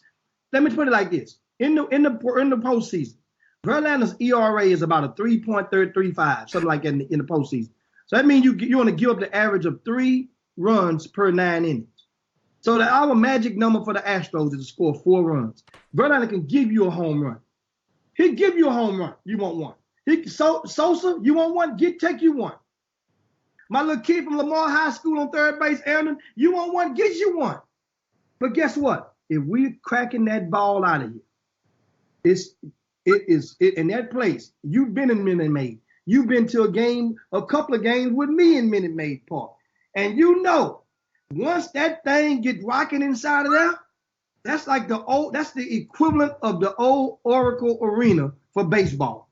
It's rocking inside Minute Maid Park. Well, y'all better be rocking tonight, cause I'm gonna repeat it again today. Again, one more time. I just don't trust him. Can't I just not trust him? It's all right, man. It's all right for me not to trust him. No, you got to go bring up my nephew. You got to go bring up my nephew. It's okay for you to trust him. I was just trying to convince you, influence you to have more confidence in our bats. Don't even worry about V. Okay, you didn't say that. You went talk about James Harden. When you go talk about James Harden, you know I'm gonna have a problem. I was sticks on point. We done pumped out 15 runs in the last 2 games when we do. They done do everything they can. And we gonna work them. I'm gonna tell you something. Right now, we don't even know who the MVP would be. We talked about it yesterday. Yeah. I would go with Altuve right now because Altuve has been the most consistent. But man, who would MVP be? You can't give it to Cole. He lost game 1. Yep. Put you in this situation. None of the pitchers are going to get it for the Astros. Carlos Carrera, maybe. Bradley has been consistent. He's been consistent. Made a couple plays. I don't like the way you handling James. You had to bring James up. Somebody can, they can have a moon landing up on the moon. You say, well, James must have been up there in a strip club. He had to be up there, Robert. He had to be up there. I mean, you just treat you be handling my man. Hey, the starting 5, I got you up on the screen right now. That's my starting 5 today. I ain't got that. I got you up on the screen and live and living color. Jimmy, what else we got, Coach? We got 10 more minutes. What we got, baby? What we got? Coach, you want to finish talking about your Astros? I liked them for a minute, but I like V, and he disappointed me. Verlander not batting tonight. Talk about the people that's batting for the Astros. Tell me that's what we're talking about. I like Bregman. I like Bregman. I like Correa. Say, hold on, you're talking about what I don't know. I like Correa. I like Springer. I like Altuve. Hold up, I'm going to tell you another dude, Gurriel. I like him.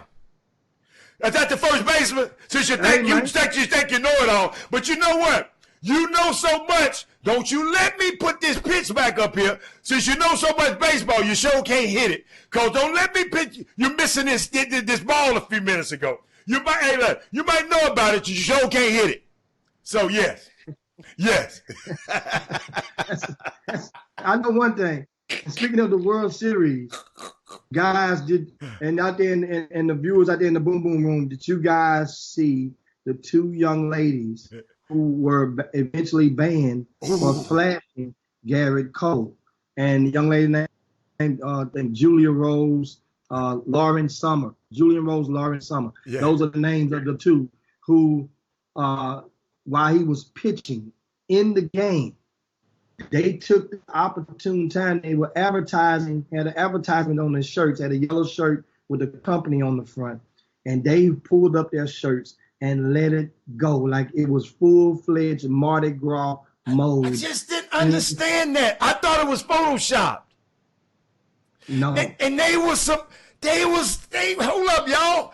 This wasn't no little gal. There wasn't no girls. These were some nice-looking young women. Yeah. And they had some nice-looking knockers. That was disgusting. I can't believe they did that. Hey, Jimmy, when you send me the picture, y'all got to go check it out. Put the picture up there. I ain't putting that picture up there. Hell no. I ain't putting that picture up there. Let the Boom Boom Room judge. See which one they like, the right or the left. I can't. Hold on, let me try it. But keep talking. And this is not, this is really, really, really intriguing because they're both models. And you know, the model is a new term people have given themselves. And back in the days, they would, our aunts and grandmothers and would have another name for what some people call themselves and describe themselves under the umbrella of a model in today's society. What your grandma used to call her? I don't want to say it on that. It would be uncomfortable. Don't say it. I'm just messing with you. I'm do like I'm a No, don't say it. You'll have to say it. I'm gonna write James Madison and see if I can get his blessings to have my own curse jar. And I donated my little Joe Madison, man, not James Madison. Joe Madison. I said James Madison. I said Joe Madison. I said James Madison. Dude, you know, it's slowing the system down, Jimmy. But I'm trying to get it on there. I'm gonna get it on there before we get off this show. Y'all got to see them girls now. Them girls is all right.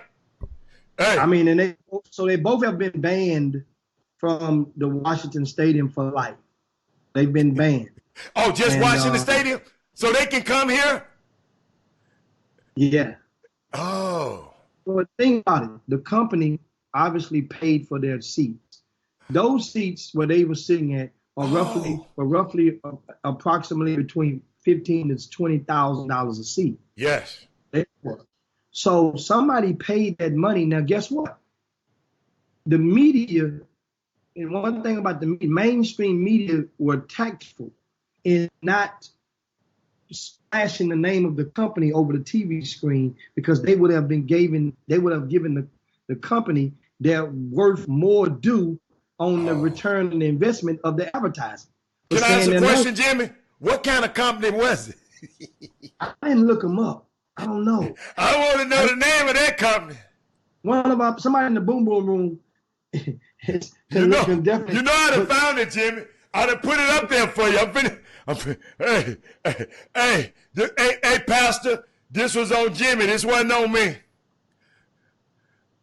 Hey, this was on Jimmy, Pastor. He made me do it. And while you're pulling it up, I'm going to address some of the questions. I'm going to look. I haven't been in the Boom Boom Room in a few minutes. We'll go from the bottom up. And Stephen Wood says, "How do they know that's a good question. If they're going to come to another game?" And that's the thing. Trust me, people have face recognition.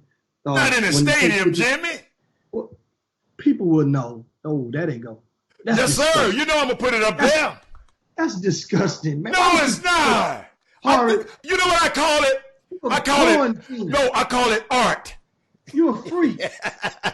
Hey, I call that art. And I'm looking up, and Stacey Houston says, Mr. Hicks says I know he didn't say that's disgusting, did he? So, Adam, since you're in freak mode. No, what are you talking about? Oh, I got a question. Left or the right? Oh, the one on the right. The one on my right? Yes, sir. We go together. Yeah. Look at my guy in the middle. My guy in the middle. Do you think look how he's chilling right now, like he don't know what's going on. Like he didn't hear them girls behind him saying they were gonna do this. Mind you, it's about 30 degrees, 25 degrees outside. That's right. And guess what? I know who was looking though. 45, I bet he had his binoculars on. I know he was looking. Yes. I bet 45 probably told him, hey, bring them up there to me. And he grab them. I know where to grab them. I know where to grab them at. I know Hoochie man. I know he know where to grab them at. You better get that thing down. Cynthia, close your eyes, Cynthia. What Cynthia say? Try to Cynthia get her. And of course, Marcus Carroll says trailer park trash. No. You ain't gonna find many like that in the trailer. You gotta go see their Instagram. Hey, Marcus Carroll. Guess what? They're going to be the celebrities work for those girls. It wasn't like, understand. Hey, Jimmy, you got me in trouble, Jimmy. I just got a text. Boy, I'm not gonna listen to you no more.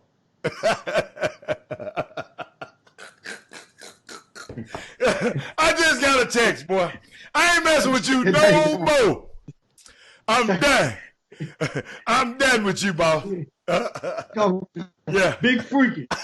Don't you? So it was. Hey, Michael Smith say, send it to me, Hannah. I ain't sending it to nobody. I'm not sending that. Chris Speed say, I'm a mess. I'm looking up the feed right now, and Kevin Frame say, Becky's. Nah. Hey, yeah, I looked them up. Hey, man. Yeah, they was all right. Y'all can get mad at me. I'm reading some of the comments right now. And Chris Charles said they shouldn't be talking about the Astros disrespect us by rehearsing for the trophy ceremony. I think they're going to sweep the Astros. Yeah, that was in game 1. But anyway, guys, it's going to be a lot going on tonight. And of course, in baseball, you're not a baseball fan. Take the time out and just give yourself a couple of innings. Just say, you know what, I give baseball 3 innings.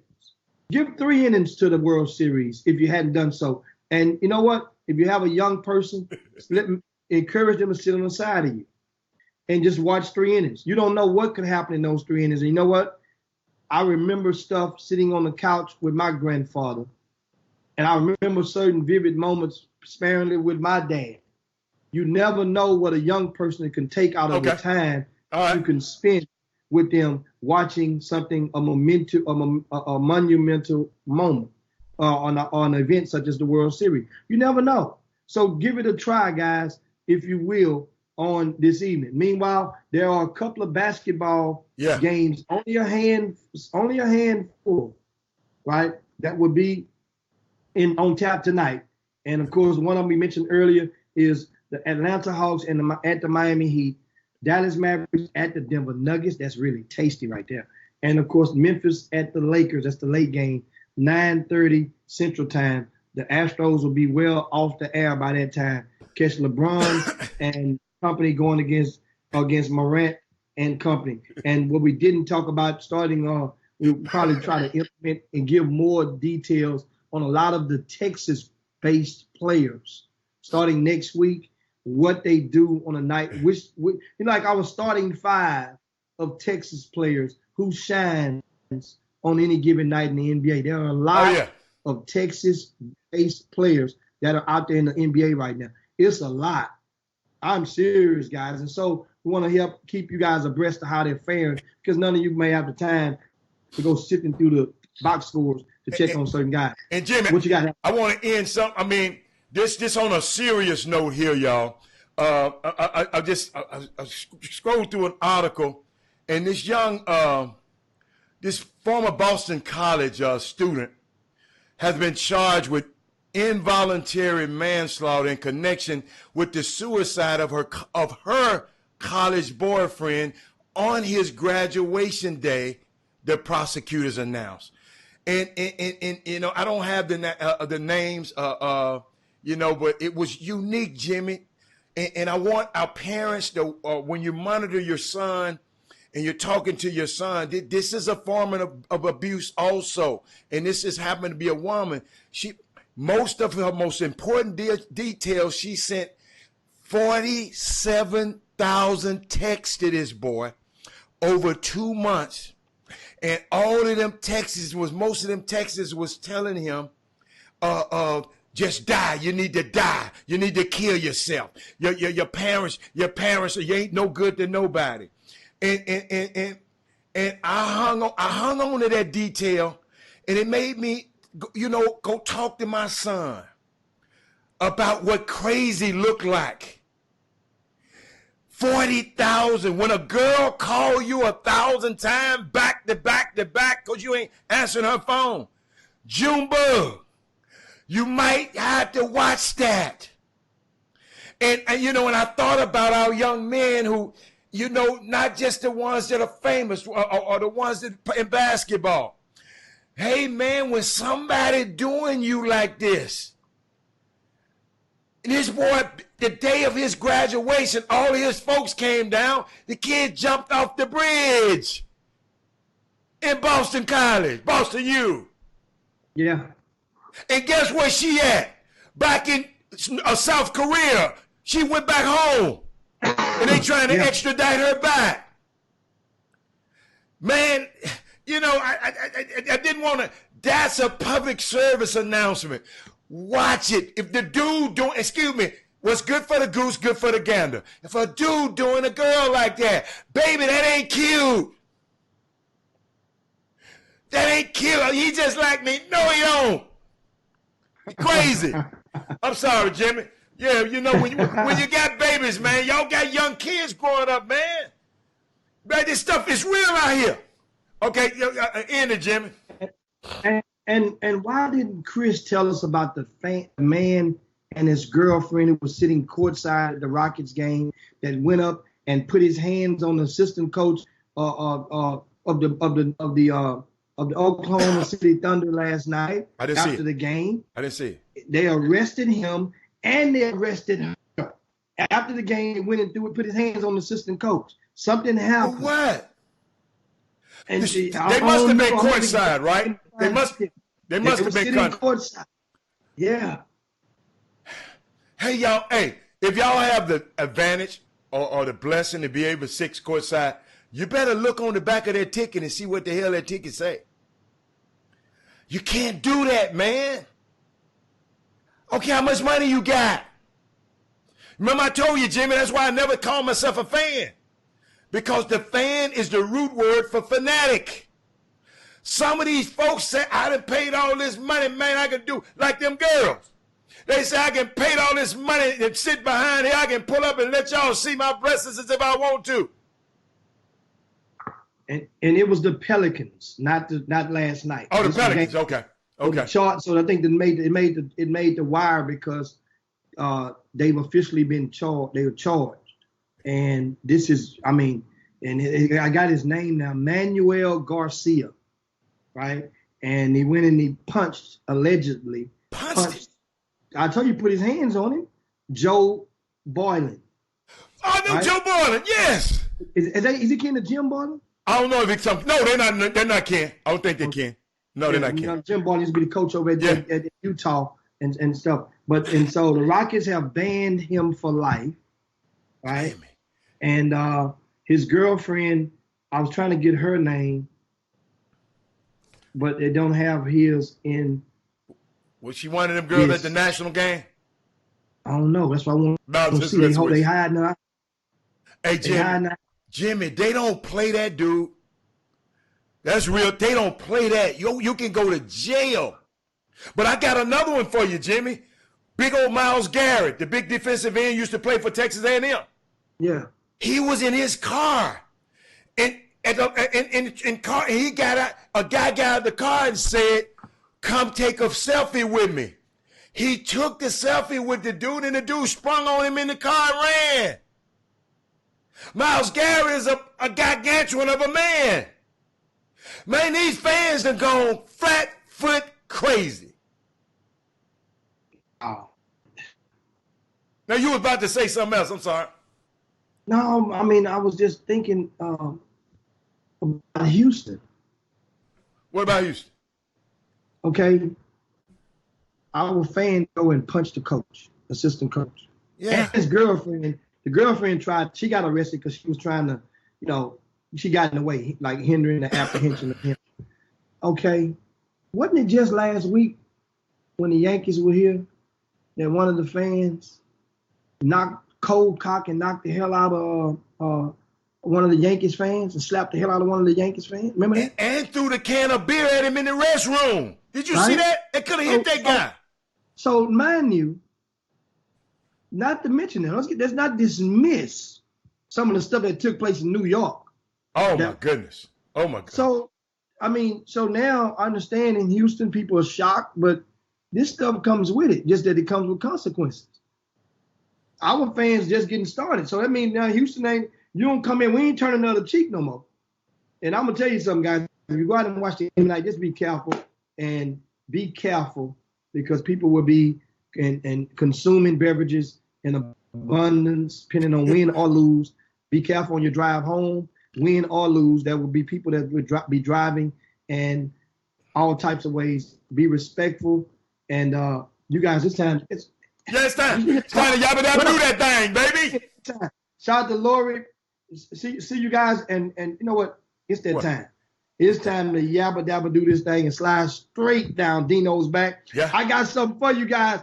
I'm gonna show y'all how much of rally mode I'm in right now. And as I get ready for the chop shop and get ready to land this thing on behalf of the hat, look what I got, baby. I'm in mode. That's why he was mad at me, y'all, for talking about him. Y'all see he's sprung. Look. Hella. Look at it. Close. Hey, you know I'm gonna kick you off the pitch. Look, Hella, get you one. I can't wear it, dude. I can't wear it, dude. Can't wear it, dude.